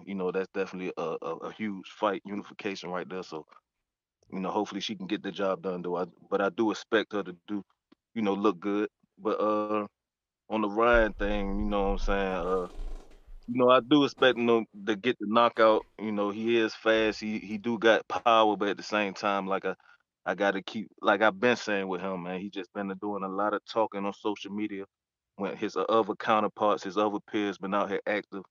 He want to get on social media talking about, their little, what they go through in the ring. Their little adversities they go through in the ring. He got a lot to say. The Tank with the Cruz fight. When Haney got hit by Linares, got hurt. It was just a lot of talking while you was inactive. But now you back active and you can't even make 135. So you know what I'm saying? I'm telling you, like, I just feel like he just ain't that, man. Just with his actions and how he moving. And I do believe what Canelo and Eddie Reynoso was saying. He don't be in the gym as much as he need to be, but just hopefully, he get the knockout this weekend and get back in contention. But I just feel like once he do get in there with these top names, he will take a L, man, with how he moving and what he's showing me right now. But on the Triple G tip, man, he definitely been out the ring a while. Both of them been inactive, but it's definitely a good fight, a big fight at middleweight. We've been trying to get these middleweights to get in the ring with each other. You know what I'm saying? But we finally getting a unification at 160. So, I think it's gonna be a good fight. And Murata been looking good over there in Japan. So, Triple G do got a hard task on his hand with him being in his home country. So, with Murata being his home country. So, I do expect Triple G to get the job done, though. Hopefully he do, so he can get that third fight with Canelo. I'm not really one of these ones down on the third fight because if, like they said, the first two fights was close. So you know what I'm saying. I'm not really down on it. Just what Triple G been doing since that second fight, he haven't really been looking too good. But hopefully he can look good this weekend. And get that third fight with Canelo. And on the Lubin Fedora, I think this gonna be definitely the fight of the weekend. It's gonna be a action-packed fight, but I do think Lubin, with him being in there with the bigger names, I do think he'll get the job done, man. But yeah, that's about it, man. Hopefully, Tank leaves Mayweather. Cut it. Real quick, we got James Benitez with the super chat. He says, man, I didn't read the title. What the heck could Floyd be jealous of? Floyd is still bigger than Tank retired. I bet his exhibition gets more views than Tank versus Rolly. We do appreciate the super chat. Thank you, champ. Who's next? Yeah, I mean, I don't think it's a matter about like who's popular or more popular. It's like Tank said, you could still be rich and hate on a motherfucker. Yeah. That money don't make you a non-hater, like, you know what I mean? That don't change nothing. I actually think money just accentuates who you are, right? It brings out the real you. But you were saying you were going somewhere? Just next caller, just seeing who else we got up there. We got Info Joe. Info Joe. Gonna play his intro? What intro? He ain't got one of those. I don't remember that shit. Do you? I do. Because you know, there ain't no show without Info Joe. Are you ready for our next bout? Let me hear you. Shout out to the boxing gods. It's showtime. TheBoxingVoice.com. Fight starts now. Give the fans a show and let your hands go. SDS Promotions. Puff Puff Pastries on IG. Satisfy that cannabis-infused sweet tooth. Yo, what's up, champs? Can What you hear up? Yes, sir. me? What up, Ringwalk Danny? You good? Champ, what's going on? How you feeling? I can't call it, man. It's almost Friday, man. I'm hyped about this weekend. Actually, I'm hyped about the whole month, man. We all should be thanking the boxing gods right now for this month. Out of all the fights, real quick, what fight are you guys excited about the most this weekend and for the rest of the month? For the rest of the month, I would have to say Shakur Valdez. And for this weekend, Lubin. Yeah, for this weekend, I would say Lubin Fundora. So Valdez Shakur over Spence and you guys and Fury and White and Amanda Serrano. For me, that's how you got it. For me, Yeah? yes. Okay. What about you, Ness? It's probably the same because Fury White, that's a domestic fight. I'm more interested in the unification, I want to say, with Valdez and Shakur. Yeah. I think it's you guys, Spence, then the Valdez Shakur fight. But on to this weekend, man. Rolly, man, is a highlight reel waiting to happen. I seen him shrink, man. He had that same energy that he be talking, man, when Tank was in his face. His trainer had more energy than he did. Shout out to his trainer. And as far as Tank and Floyd, I can see where Floyd can be narcissist, man. I love Floyd inside the ring, grandmaster, but outside the ring, I think he is a narcissist. You can ask Floyd, what you think about Jesus? And he'll turn the conversation into himself. You know what I'm saying? We done seen that over and over in interviews, you know what I'm saying? But sorry, Kingborn, Spider Crab, Fundora ain't gonna do it. The dude is just tall and with that fight short. Now, if he used his reach and his length like he should being that tall, he would be a beast. Being though that he fights short, I think Lubin got a great opportunity, man, to clip this dude. I'm hoping that he win. And I think that's all I got, man. I made my picks already. I'm picking Triple G, Mayer, Ryan Garcia. You know what tripped me out when he had the open workout, and it was him and Goosen, and he was hitting the upside down. What was that double end bag that's stationary? Yeah. And Goosen was asking him, so what are you doing? Now explain this to me. So you're throwing the ref and you're catching it here. I ain't never seen a trainer on live camera at a media workout asking the fighter, what is he doing? Explain that to me. So they're going to need a few more fights. I believe Ryan is going to get the win, but I never seen nothing like that before. But that's all I got, gentlemen. You're doing pound for pound work. You're listening to the voice of the people. There is no equal. Hit them thumbs up. They doing pound for pound work. I'm out. Appreciate it, champ. Shout out to you. We got a super chat coming in. James Benitez saying, excuse me, where is the hate he created? The safest path for Tank to be a star. Cut the ish. Rolly fought as equally tough comp. Tank better thank Floyd. All right. We don't know the ins and out. Obviously, Tank is disgruntled, or he wouldn't be taking to social media as much as he has. Definitely a lot of displeasure on his end. He's not very active on social media to begin with, so seeing him display and express how he feels, definitely sends a message. I mean, I would be mad. Why are you holding a press conference today? Why are you not at my press conference being my promoter? You know what I'm saying? So, you can make excuses you want for Floyd, but right is right, wrong is wrong. But that's all the callers, and that's GTO, Instagram and Twitter. Catch me on the next one. mañana, 6 a.m. Peace.